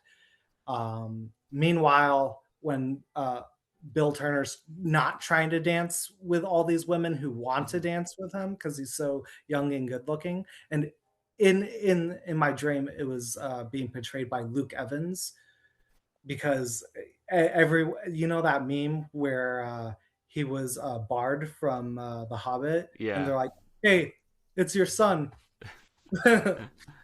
uh, Yeah, so I instantly think that he would be a young Bill Turner now. Whenever I think of a young Bill Turner, I think of Luke Evans because of that dream. And so, and then Barbosa, he's being smothered by this very portly woman who won't leave him alone. And so, like, she's like falling in love with Barbosa, and he's like, "Get me the heck out of here!" Uh, and then Jack finds it, and when he's trying to escape, all the guards surround him at the top of the staircase. And at the top of the staircase is this big, what's it called? Stained glass window, which depicts a mermaid.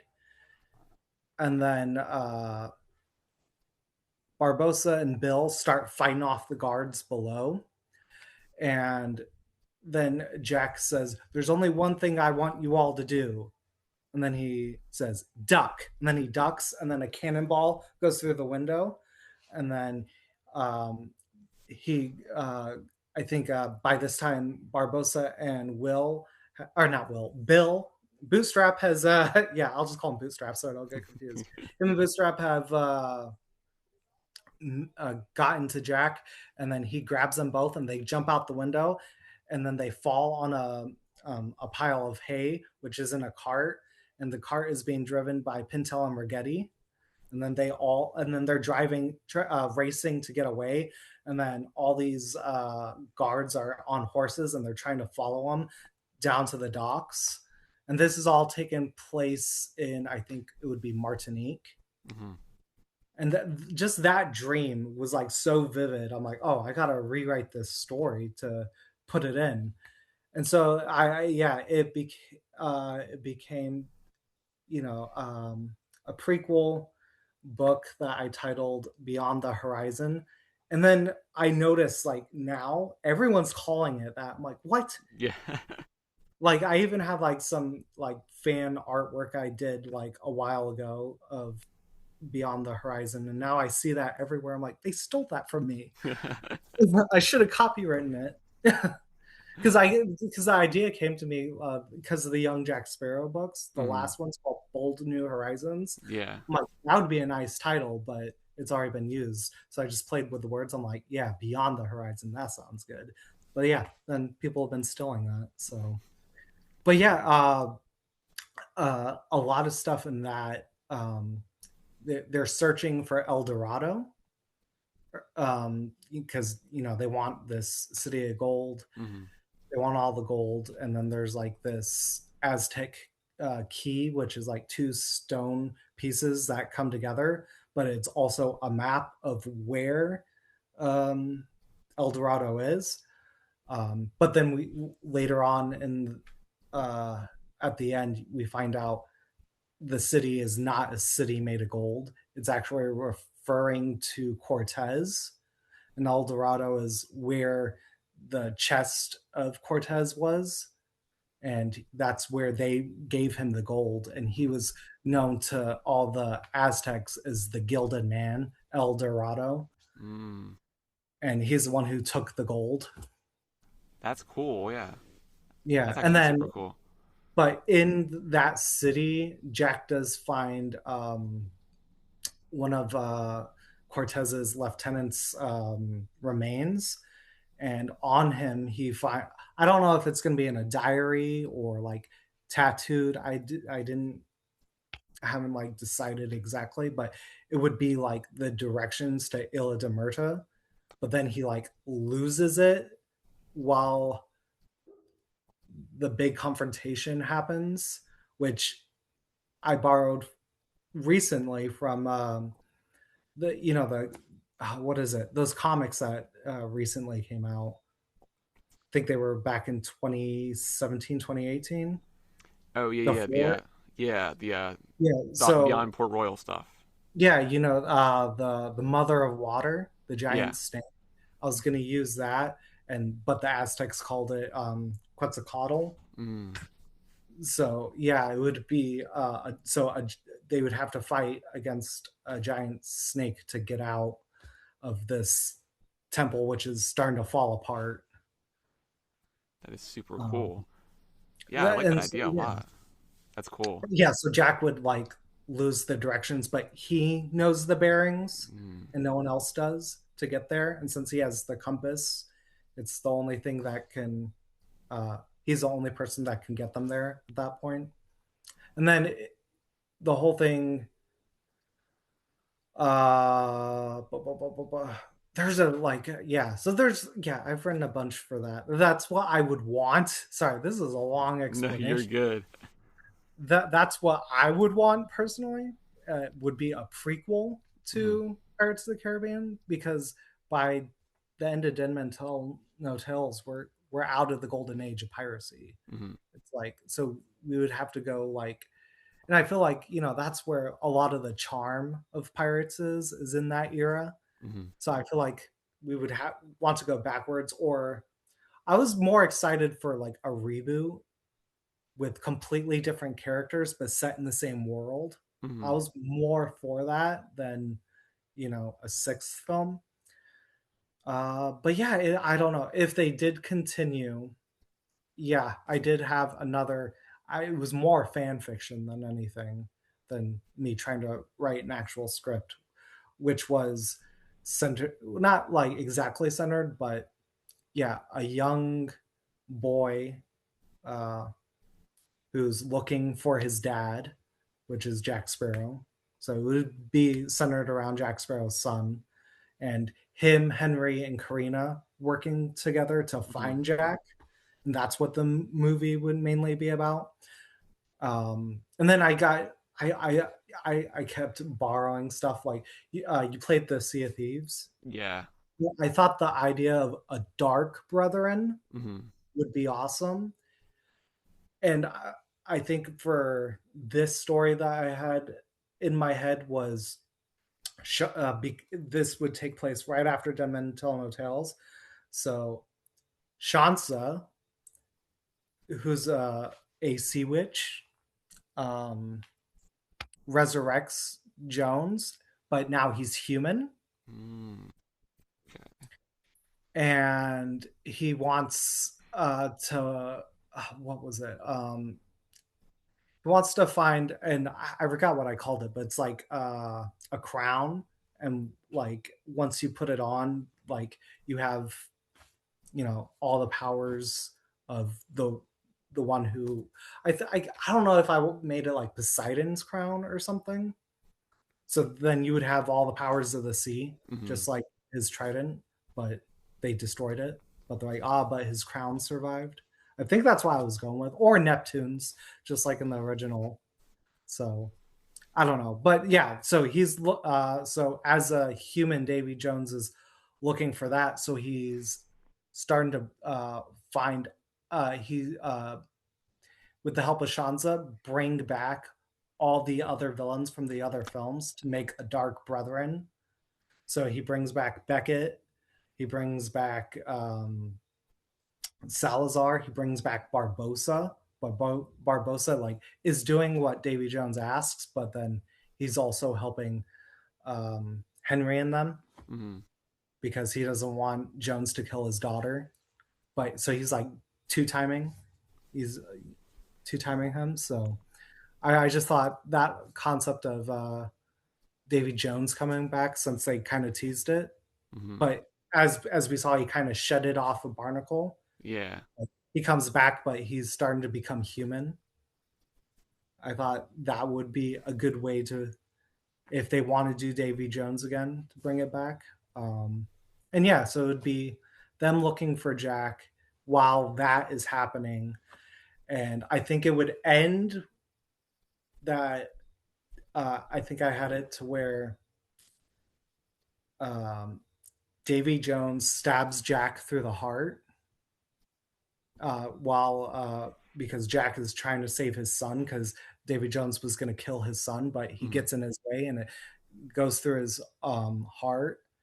And then I think Jones, says something along the lines of like, "You're a fool." Um, to die for him, and then Jack's like, it's the only way I could get you in an open position to stab you, and then stabs him through the heart.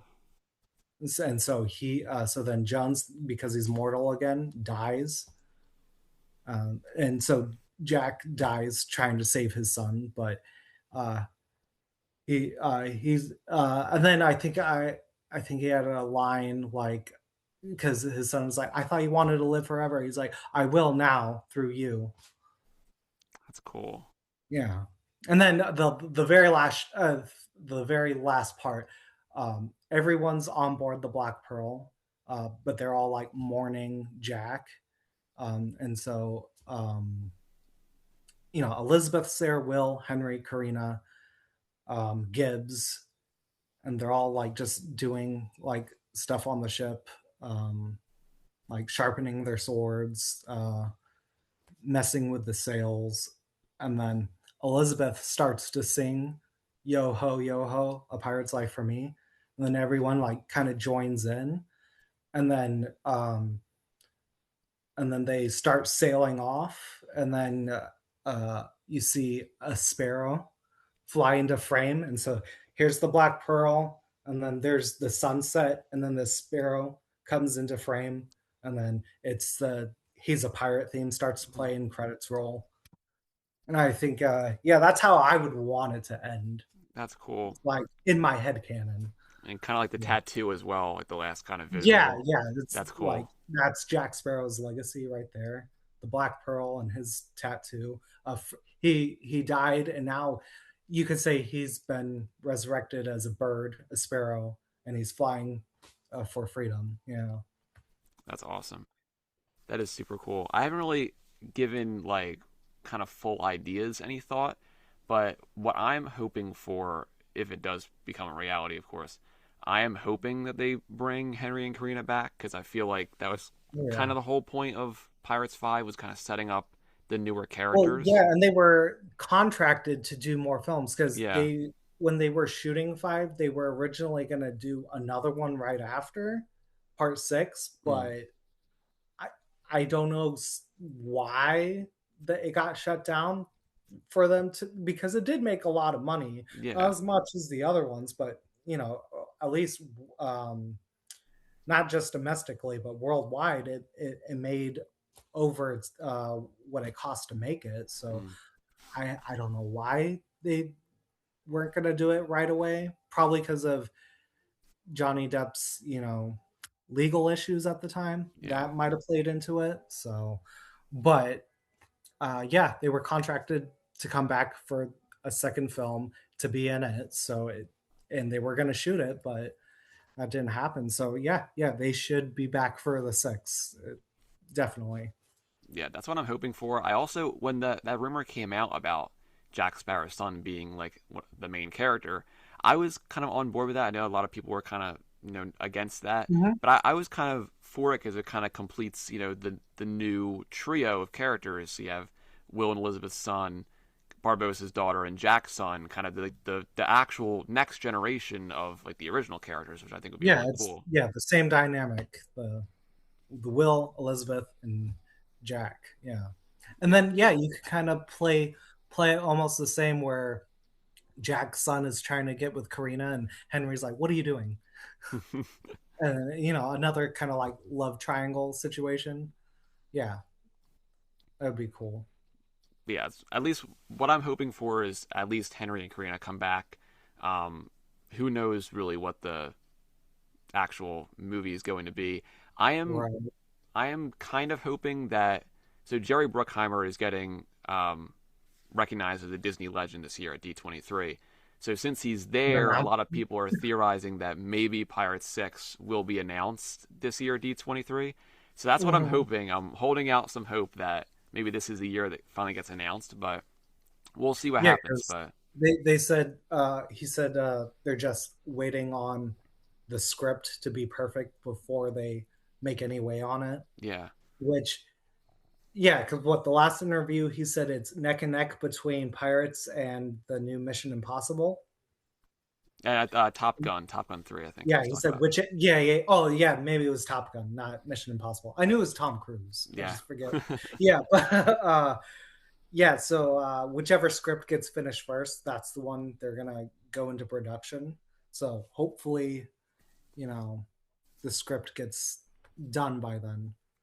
Yeah, because I would also like to see, since they didn't do it for Dead Men Tell No Tales, if they just rework it, probably a new MacGuffin or whatever. But if they did Terry Russio's original script for Dead Men Tell No Tales, mm, and like have the sea witch, I feel like that's the one thing that's been missing is like a female antagonist. yeah, I feel like yeah, if they went that route, and who knows, that it could be, and that's who Margot Robbie is. yeah. That could be. That'd be super That cool.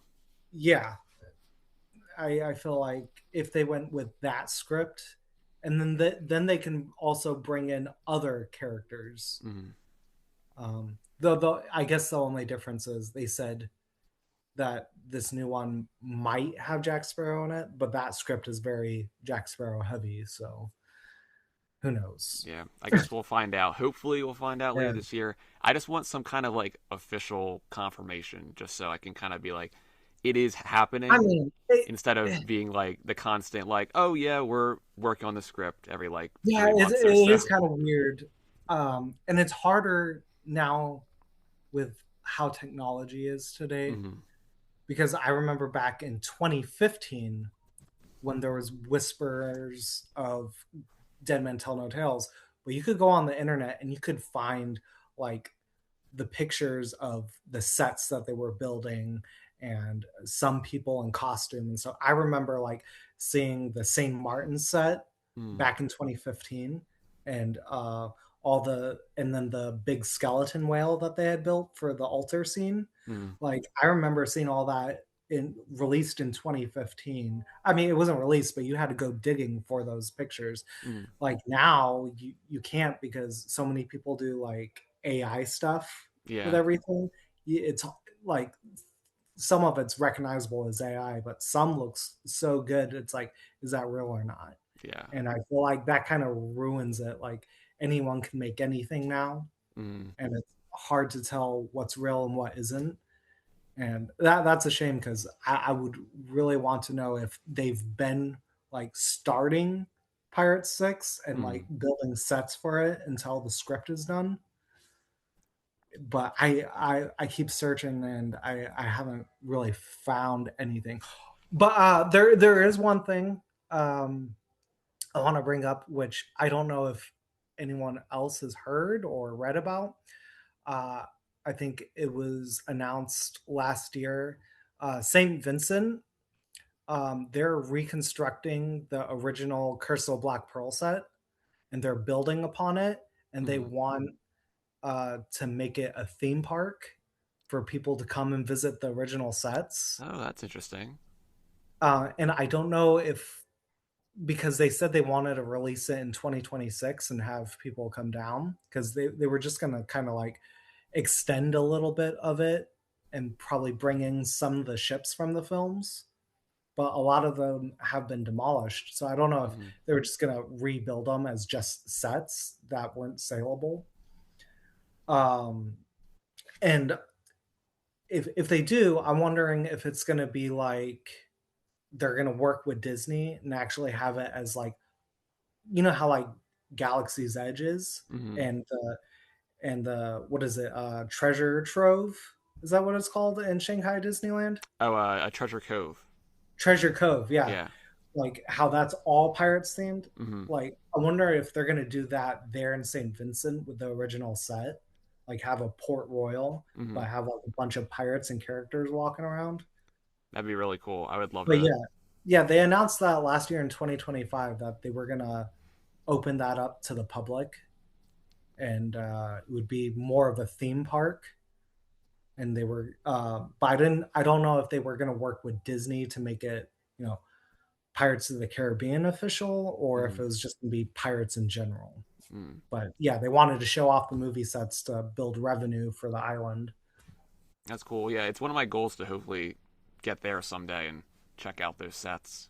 Oh yeah, same. I want to be dressed up and go on the dock. Yeah, that would be amazing.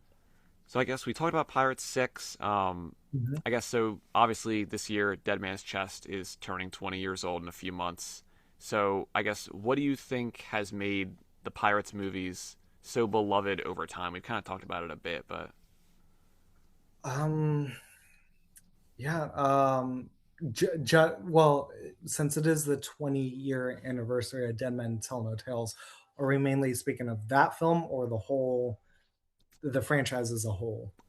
it's up to you. I guess you could talk about Dead Man's Chest if you want first. Yeah, yeah, it's a great. Actually, yeah, like I said before, um, that switches as my number two spot with That World's End sometimes, but Mm, this year it's definitely number two because of the 20-year anniversary. And it's the one film that like got like reinvigorated that pirate life for me. Like I just wanted to be in that movie. It's like I think what it is after Curse of the Black Pearl, Disney knew right away they had something special. And so they were like make two films back to back starting as soon as possible. And they were rushing to get the scripts done, and they didn't even know that they would make it. mm, I'm pretty sure, yeah, you've seen all the commentaries and the behind the scenes stuff. yeah. It almost didn't happen, and the fact that it did is like a miracle. Mm, And because it happened, we got two films out of it. And um it's stunt work, it's set design. um I think the underdogs of this whole thing for at least the franchise has been all the crew members that worked rigorously on the films for those years, mm, being away from their families to make something that special. I think that's why it's like lasted, because so much love and detail and attention went into those films. People literally, you know, surrendering their lives to it for a certain amount of years, mm. um, to make it's art. Yeah.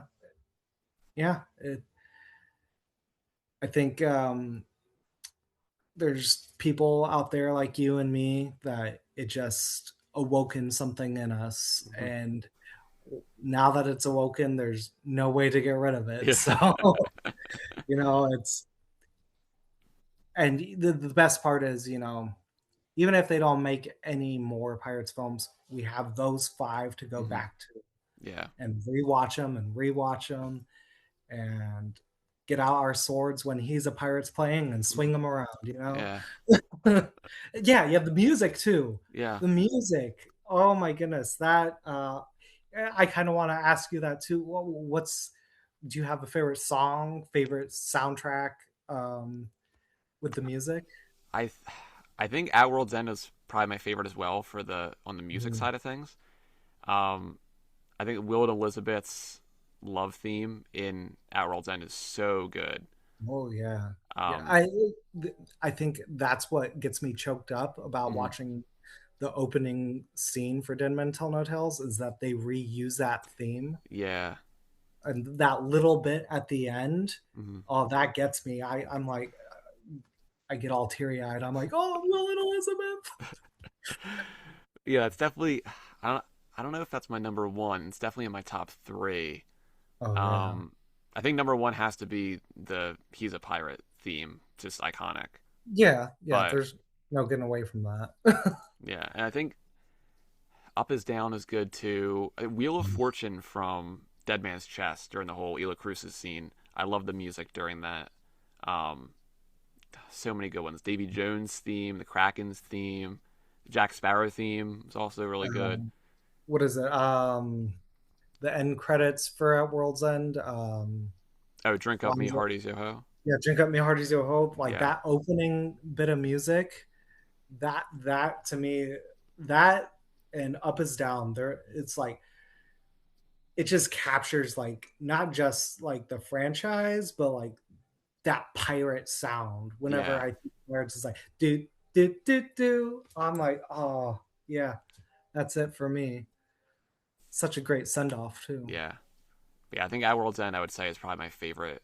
Has my Yeah. favorite soundtrack of the Oh films. yeah, that's probably yeah. That would probably be my favorite soundtrack. Definitely. Second would be Curse. Um, hot take. My third favorite would be on Stranger Tides because of three songs that aren't even in the film, Mm, but they're on that soundtrack by Rodrigo and Gabriela. mm, The the pirate that should not be. yes. Um, what's the other one? Angry and Dead, Mm. and South of Heaven's Gate slash South Enchanting Chanting Mermaid. Mermaids. Yeah, yeah, Yeah, yeah. yeah. They're so underrated because I wish they were in the movie at like I don't know some Yeah, scene, I don't but know where they would be, but like those I think listening to those songs made me really want to have them in my prequel script that I worked on because it mhm, would like after that opening scene it would start in Havana and that's when we will get introduced to like Bootstrap who arrives at the docks in Havana who's looking for work mhm, and then uh, my Jack Sparrow introduction for that film is it focuses on a merchant ship. There's the captain who says he's gonna uh, go down to the next watering hole to get a drink, and then he tells his crewmates make sure you get all that shipment to the docks. And so he passes, and then it focuses on a barrel, and we think all the crew members have left. So then Jack pops up and his iconic music from what is it, the Medallion Calls? yeah, That music starts playing, and then he notices more crew members come, so he goes back down into the barrel, and then they pick up their barrel, and then they take it to the docks and they turn it over. mhm, So now his feet are on the bottom, or no, wait. Now he's upside down and he has to turn around and mhm. then he lifts the barrel up and he's like trying to be incognito and is walking around town under a barrel. And then uh, this one guy comes out and he's drinking and then he sees the barrel just walking by and then he looks at the bottle and then throws it and then that scene comes again, but comes back, but then um, Jack's being chased by these guards, and then the same guy comes back out, but this time he's holding water, and then he sees it, and then he shakes his head, throws it, and grabs more rum. And so yeah, but that like the that those three songs like really like have that Spanish guitar influence, and Hmm. I really love that sound. I get why it's used in On Stranger Tides because of all the Spanish influence. So I wish they had like left that because those are some really good songs, but Hmm. not a lot of people know that because it's not in like the films. Yeah.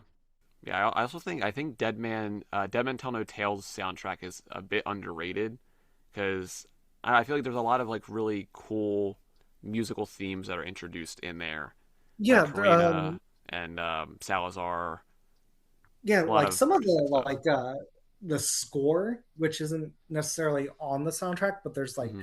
like when Jack is looking at the black pearl in the bottle, like that Yeah. like bit of music as he's like walking up to the railing, Mm. like that's like really good. Yeah, I love that moment.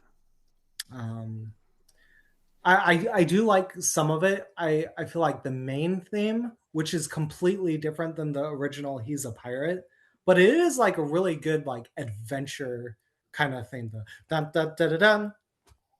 Or wait, no, that's not how it goes. How's it? You know, probably know it better than me. Is it the like when like the kind of like the that plays during like Jack Sparrow doing stuff, or at the end of the movie? You mean? Yeah, or whenever it's like the big action scenes, Oh, okay, yeah, I know what you mean.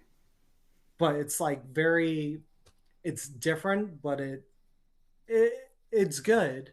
But I feel like if they did like a spin-off Pirates movie, that that music would work way better because Hmm. it is different, but it does have like that adventure sense to it.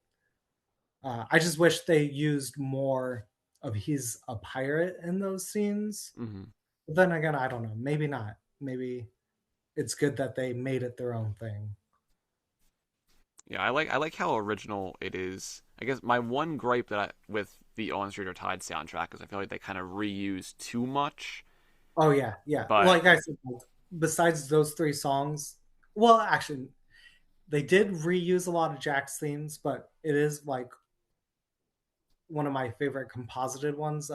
Guilty of being innocent of yeah, being Jack's. hmm, I do like it, but yeah, I agree. It's overly used and rehashed, and instead of making something new. hmm. But Hidden Mickeys. I remember you mentioned that. oh yeah, There's some Easter eggs that I don't know if you mentioned in the podcast. I don't think you did. At least because I was re-listening to the Curse of the Black Pearl one. Mm, Um, I think you know about it. Maybe you just didn't mention it. Like you know, after Jack dives and is bringing up Elizabeth, you hmm. see the clouds rolling in, and they make the form of an outstretched hand to come and claim the gold. I don't actually think I actually picked up on that. I might have at Yeah, some point, but I just forgotten about it. But yeah, that's pretty yeah, cool. yeah. If you look at it, it makes the form of a hand, and it's getting closer to Will and Elizabeth as they're passing by. Very cool. That's super Yeah, cool. and then another one um, when they make Elizabeth walk the plank, and Mm, then Barbosa wants her to take off her dress, and then she throws it back and says it goes with your black heart. mm. That's a little Easter egg, a callback to Jay Wolpert's version of the script Oh, he when was named Captain his Blackheart. original character was called Captain Blackheart. So it's like if you didn't know that, it just seems like oh yeah, she's calling him like a scoundrel, but Hmm. yeah, it's because that was his original name was Captain Blackheart. That's very Uh, cool. I like that they kind of kept that in there. Hmm. I guess Yeah. one of my favorite things, I guess, like specifically the hidden Mickey in Curse of the Black Pearl with the smoke Mhm. Oh during yeah, the siege on Port Royal. I don't think I knew about that until I went on like a vacation, I think in like 2014 to Disney's Hilton Head Resort in South Carolina, Oh, okay. And I guess they had like a bunch of like activities and stuff. And one of the activities, like one of those days, was like a pirate like meeting or like club kind of meeting thing or something. And I remember I went to that because I was a big Pirates of the Caribbean fan, and there was like maybe like two or three other people there. Um, but like the main guy who's kind of the big like activities like director. I don't know what his actual title was, but he was asking me, do you like Pirates of the Caribbean? I'm like, yeah, I do. He's like, do you know about this hidden Mickey in Curse of Black Pearl? I'm like, no, I didn't. So he proceeds to tell me about that hidden Mickey, and every time I see it in the movie now, I think of that. So that's pretty cool. All right. But Okay. So the one in Dead Man's Chest is the Dead Man's Chest lock. mm, When it opens up, it creates the Mickey silhouette. And then the third one, yeah, it's Mickey on the Malkoon map. yeah, You know, I know you mentioned that one. In on Stranger Tides, it's the little coin that's in his hair. mm, It forms the Mickey shape. And I'm still trying to look for one in Dead Men Tell No Tales. yeah. I I don't don't. know if they I'm not put aware it of any. put one in there. I I keep on like looking at everything in the film, like like any of the ropes or any smoke that comes up, or even like the albatross birds that fly. I'm Mm. like trying to look in to see if there's any Mickeys. Uh, I haven't found one, but maybe we can make that a little game. If we can try and find the last hidden Mickey for the last film, and then we'll just let each other know. Yeah, But I'll have to look. I'm still looking for that one. I want to believe there is one in there. It's got to be somewhere. But Hopefully. yeah. And then something you had talked about in your Dead Men Tell No Tales podcast. I think when it comes to Shansa and her Mm. getting the compass, I think in the podcast, I don't know if like you actually know, but like you had said you don't know how she got the compass. I think so. I remember saying that. Yeah. Um, so if you paid attention in I mean, you have to rewatch it. I rewatched it and I finally picked up on it after like Mm. my 10th time watching it because yeah, the same thing happened to me. I was like, how did I get she's magic, but how did she come across it? How Mm. did she get it in that like small amount of time? When Jack puts like throws the compass into the pile of stuff, you see a rat in the shot, Oh yeah, yeah, yeah. I did and then pick you up on that a see few all few the watches ago. and then you see the rats in her cell like Mm. coming from the beams and down. So one of the rats brought her the compass is what I think it was trying to allude to, but Yeah. they didn't make it clear. Mm. Yeah, I think I Yeah, picked up on that a few watches ago. Probably yeah, after I made those yeah. episodes, You but yeah. definitely have to rewatch it because I thought the same thing. I'm like, how did she get it besides her just then? Because they do it throughout the whole movie. They just say stuff without explaining it. Hmm. Uh, Yeah, that's I could talk hours about Denman Tell No Tales for why it's bad and why it's good because there's a lot of good stuff, but so much stuff. But yeah, that was something that was mentioned, and I was like, oh yeah, let me let him know. Yeah, it's the rats. That's how he got the compass. Yeah, or how she got the compass. Yeah, I do have one for you, which I kind of thought up of earlier when we were talking. Because you're talking about best scenes. What about like best like lines? Ooh. Hmm. There's so many good ones and so many that like I just like kind of like just like quote subconsciously. Just Yeah. like I think one of the ones that always kind of comes to mind is like Jack's little speech to Will on the Interceptor, uh, what a Oh man yeah, can and that's a good can't one. do. That one always kind of comes to mind. I don't know if that's my favorite line. Um, I feel like if I had to pick right now, I think there's a lot of Barbosa lines that I really really love. Mm. Especially kind of the ones that are more like based on the ride. Like Oh, the right Outworld's before End they one. before they go over the waterfall. Oh yeah, that That one's one's really really really good. But yeah, some of them I'll just like I'll be like, I love how they said that. I love how it was written. Like in On Street or Tides, Blackbeard, when Jack is pinned to the post in Blackbeard's cabin, and Blackbeard says, "Your words surround you like fog and make you hard to see." Like I just like I Mm. love that line for some reason. It's so like I don't know what it is about it, but it's so Good like description. Yeah. yeah. But there's so Yeah. many like good lines. I don't know if I have a favorite right now, but there's so many that will just kind of just like pop into my head and I'm like, oh, such a good piece of writing, and Oh how it was yeah. delivered just makes it even better. Most definitely. Yeah. I think I have two on the top of my head that I don't know if the second one's like my favorite, but it's my favorite to like say that helps me get in character. But the first one would probably be me, I'm dishonest. And a dishonest man you can always trust to be dishonest, honestly. It's the honest ones you have to watch out for because you can never predict when they're going to do something incredibly stupid. And then I think the second one would be ladies, will you please shut it? Now listen to me. Yes, I lied to you. No, I don't love you, because it makes you look fat. It is pronounced egregious, and no, I never met Pizarro, but I love his pies. And all this fails in utter insignificance in light of the fact that my ship is once again gone. Savvy? That's just like I don't know why that whole like little scene. Like I wish that was more in the movie Mm, just because it has like the color saturation like Dead Man's Chest mm, with all like the greens and yellows and browns. It like that for some reason that scene like really pops. I also like Jack's like little kraken piece of eight, the kraken tooth yeah, that's and then I don't know like the dialogue right there. I was just like, oh yeah, that's Jack Sparrow. yeah. I love that one too. I'll find myself kind of like indirectly quoting that sometimes. Um, Yeah, it's just such a funny moment. Also, just like I love how he just continues and goes back and forth between Giselle and Scarlet. It's very good moment. yeah, yeah. So those two I probably quote the most, just trying to get into character. One's coming to mind right now. From Will at the end of Curse of the Black Pearl, right after he saves Jack. Oh, if the hangman, God, it's coming back in fragments.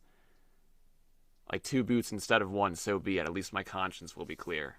Yeah, I that's it. love that Yeah. one. Can't believe I forgot most of it, which is kind of crazy. But yeah, I love that line as well. That's a good one. Yeah.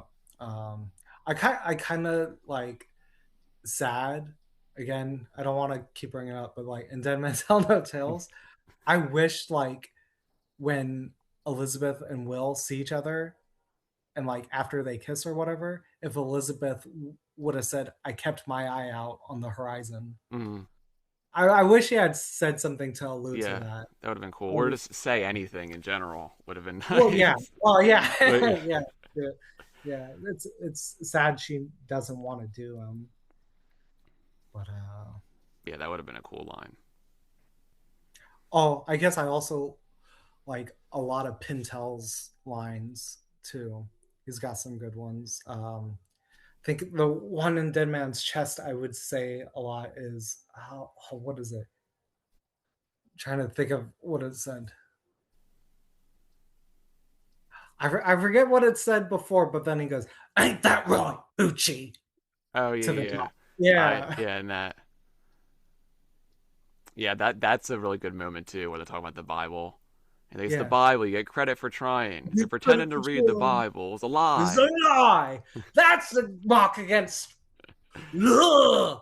Yeah, I also love when they're in the boat going to Isla Cruces and they're talking about the Kraken, the pronunciation of the Kraken. That one's really good too. oh yeah. Like, well, we ain't original Scandinavians, are we? And then I also like when they're on Al Cruces and they're just waiting uh, Mm-hmm. by the boat, and then like Ragetti is like balancing the shovel. He's like, I Yeah. could join the circus. Yeah. I love that. It's such an underrated moment. I think it's so I funny. know, but that gets me all because I find myself doing that. Mhm. I'll like try and balance something. I'm like, I could join the circus. I love how Pintel's like pacing around. It's like, mind the boat. Mind if I shine your shoes, sir? Yeah, Such a good moment. I because love those in two. my head canon, they they jumped overboard when Blackbeard took over Mhm. and swam to ashore, and then they started their business. Pintel and Ragetti, Kraken Slayers. Yeah. They're just like selling like Kraken parts to Mhm. people.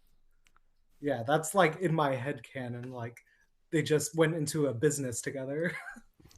Yeah, I like to think they survived. I don't think Yeah. they died. In my Well, in yeah, my head they're still alive somewhere. because yeah, in Terry Rossios they come back, but Yeah.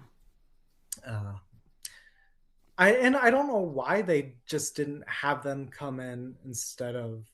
I mean, I would like them with Murtaugh and Mulroy, Mhm. but I don't know because I think yeah, for back in 2015 they said yeah, we'd like to return because they didn't do it for four. Um,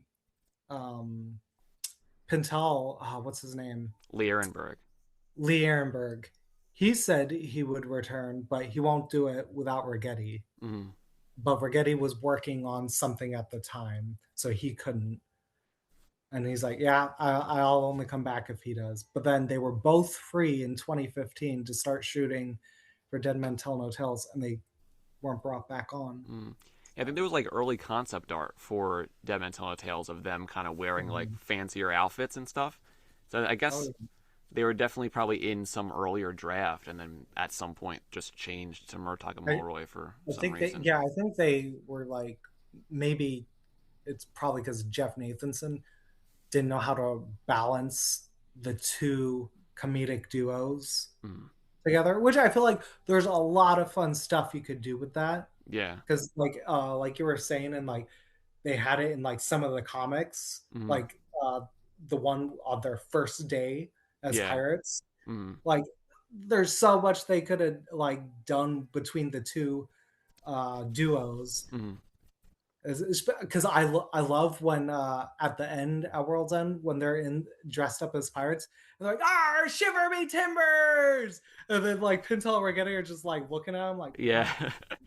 "What?"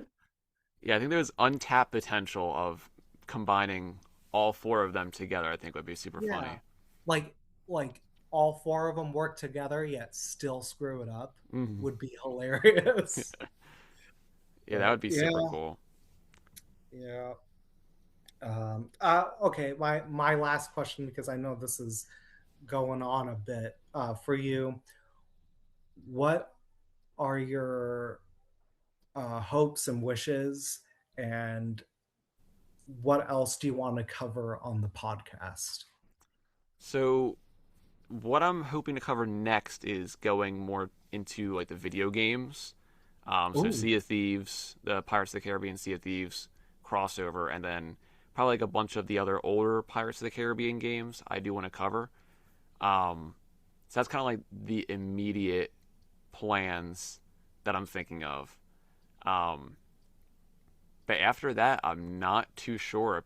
I'll probably get some more ideas later on, but the video oh, games well, I think are kind of my last thing I need to cover, and then I'll kind of maybe branch out into maybe doing some like analyses of characters or maybe the yeah, music could be something yeah, cool. But yeah. I think I think that's like probably like that's why I was like thinking maybe you would go is like Mhm.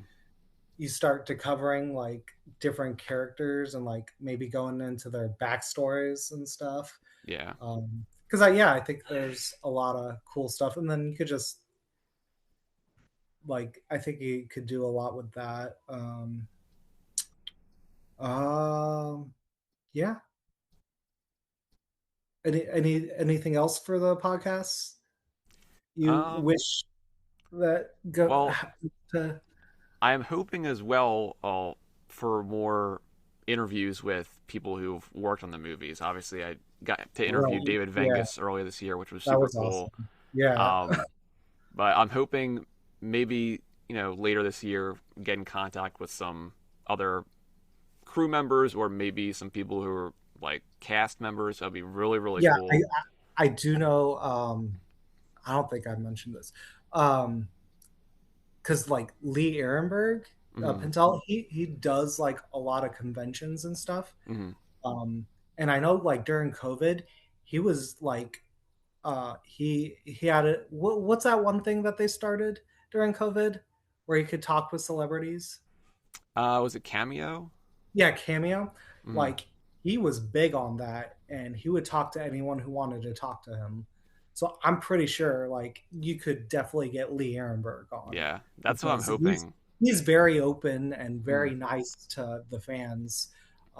Same thing with Martin Kleba. Hmm. He's very like I think he's doing stuff right now. Right now, he's like on a little Comic Con tour and going to different Comic Cons as Marty. So I'm yeah, I'm sure you can get one of them. I remember my very first pirate festival I went to, which Hmm. was we have a big one in Northern California, um, the NorCal Pirate Festival. It's been shut down ever since COVID, but it used to be like really big. My first time I went, I was able to meet the actors. I think it was the guy who plays Bosun. Too long. Yeah, from I Christmas met Vault. him. I met Kaepernick, Oh, um, Jacoby, um, uh, not Twig, but the other guy, Kohler. Kohler. The guy who Yeah, played yeah, Kohler. Yeah, that's yeah. cool. I met like they were there for the festival, and I got to meet them. There's a picture of me and Bosun somewhere on the internet. I don't have it on my phone or anything now. That was a long time ago. It might be on one of my old computers, but yeah, there's a picture out there somewhere of me and Bosun, and That's super cool. that was cool. Yeah. I think I did do a cameo with what's the actor's name? Lieutenant Groves. Oh, Greg Ellis. Yeah, yeah. He had wished me a happy birthday for my I think it was my 29th or 30th birthday. And in the video, um, he did the line. He's like, "You've got to be the worst fire I've ever heard of." And I was like, That's cool. "Oh, that's awesome." So yeah, that was pretty cool. Yeah, that's But cool. yeah, I'm sure you can get like one of them to come onto the podcast, and yeah, especially Lee Ehrenberg. He's very open. I hear Hmm. some of the other sparrows have like talked with him and done interviews with him. I can try and get one of them for you, see if they can get in contact with him. That way you can have him on the podcast because yeah, what you're doing is awesome. I stumbled upon it uh, like 2 months ago, and I've just been listening every day on my way to work. I'm like, yeah, more pirates because we need more pirates. So thank you for all that you've done. Yeah, you're welcome. I'm glad you've enjoyed it. Oh yeah. But yeah, anything else you want to say before we wrap up, or I guess where people could find you, or Oh yeah. So you can find me on Instagram under drunkdead_John. Um, and then if you're in the Sacramento, California area and you want to hire Captain Jack Sparrow, you can go to my Facebook business page, Captain's Calling. And then I do some events around that you could probably catch me at. Like I'll be at the Edge of Spring Fantasy Festival. I'll have my own tent and everything. You can come see me and meet Captain Jack Sparrow, hang out, have a drink, play some wages. Hey, awesome. Well, thank you so much, Jonathan, for thank taking you, the thank time to you. talk. It's been a pleasure. So, Yeah, my bad. I didn't do that much Captain Jack for you. Maybe in another video we can collaborate again, and maybe do something together with actual Captain Jack Sparrow, and John can be off to the side. So yeah, All right. I wish He- you. Jack says hi. That's Jack the monkey. Come Yeah, I here. know. No, Oh. he's dead. Well, you hate that monkey anyway, so it's. Yeah, you can go sleep it off. Had too much sleep. Hey, All right. Well, thank you, Captain Jack, and thank you, thank Jonathan, as you. well. I'll see you. Have a good night. Take care. All right, cheers, mate. And that wraps up my conversation with Jonathan Swindle. You can find Jonathan on Instagram at drunkdead_John and over on Facebook at Captain's Calling. I'll have his links in the episode description if you want to go check him out. But hopefully, you all enjoyed listening to this episode as I had so much fun talking with Jonathan. It's always a blast talking with fans of Pirates of the Caribbean who love it just as much as I do. Now, I do want to make a quick announcement here, and you'll hear it in the outro in just a second, but I recently started a Facebook page for Podcast of the Caribbean. You can find it by searching for Podcast of the Caribbean on there, so definitely go give it a follow. But thank you if you've left a rating or review on the podcast, and also thank you just for being here and listening. It means the world to me. I'll see you all next time. Take care. Podcast of the Caribbean is in no way affiliated with Disney. If you want to send me an email or question, send it over to podcastofthecaribbean@gmail.com. You can also follow this podcast on Instagram, Threads, and Facebook at Podcast of the Caribbean, and over on Twitter/X and Bluesky at PodcastPOTC. I post fun content over there, so make sure to check those platforms out. You can also buy merchandise for the podcast over on TeePublic and Dashery. Be sure to keep a weather eye on the horizon, and always remember, dead men tell no tales.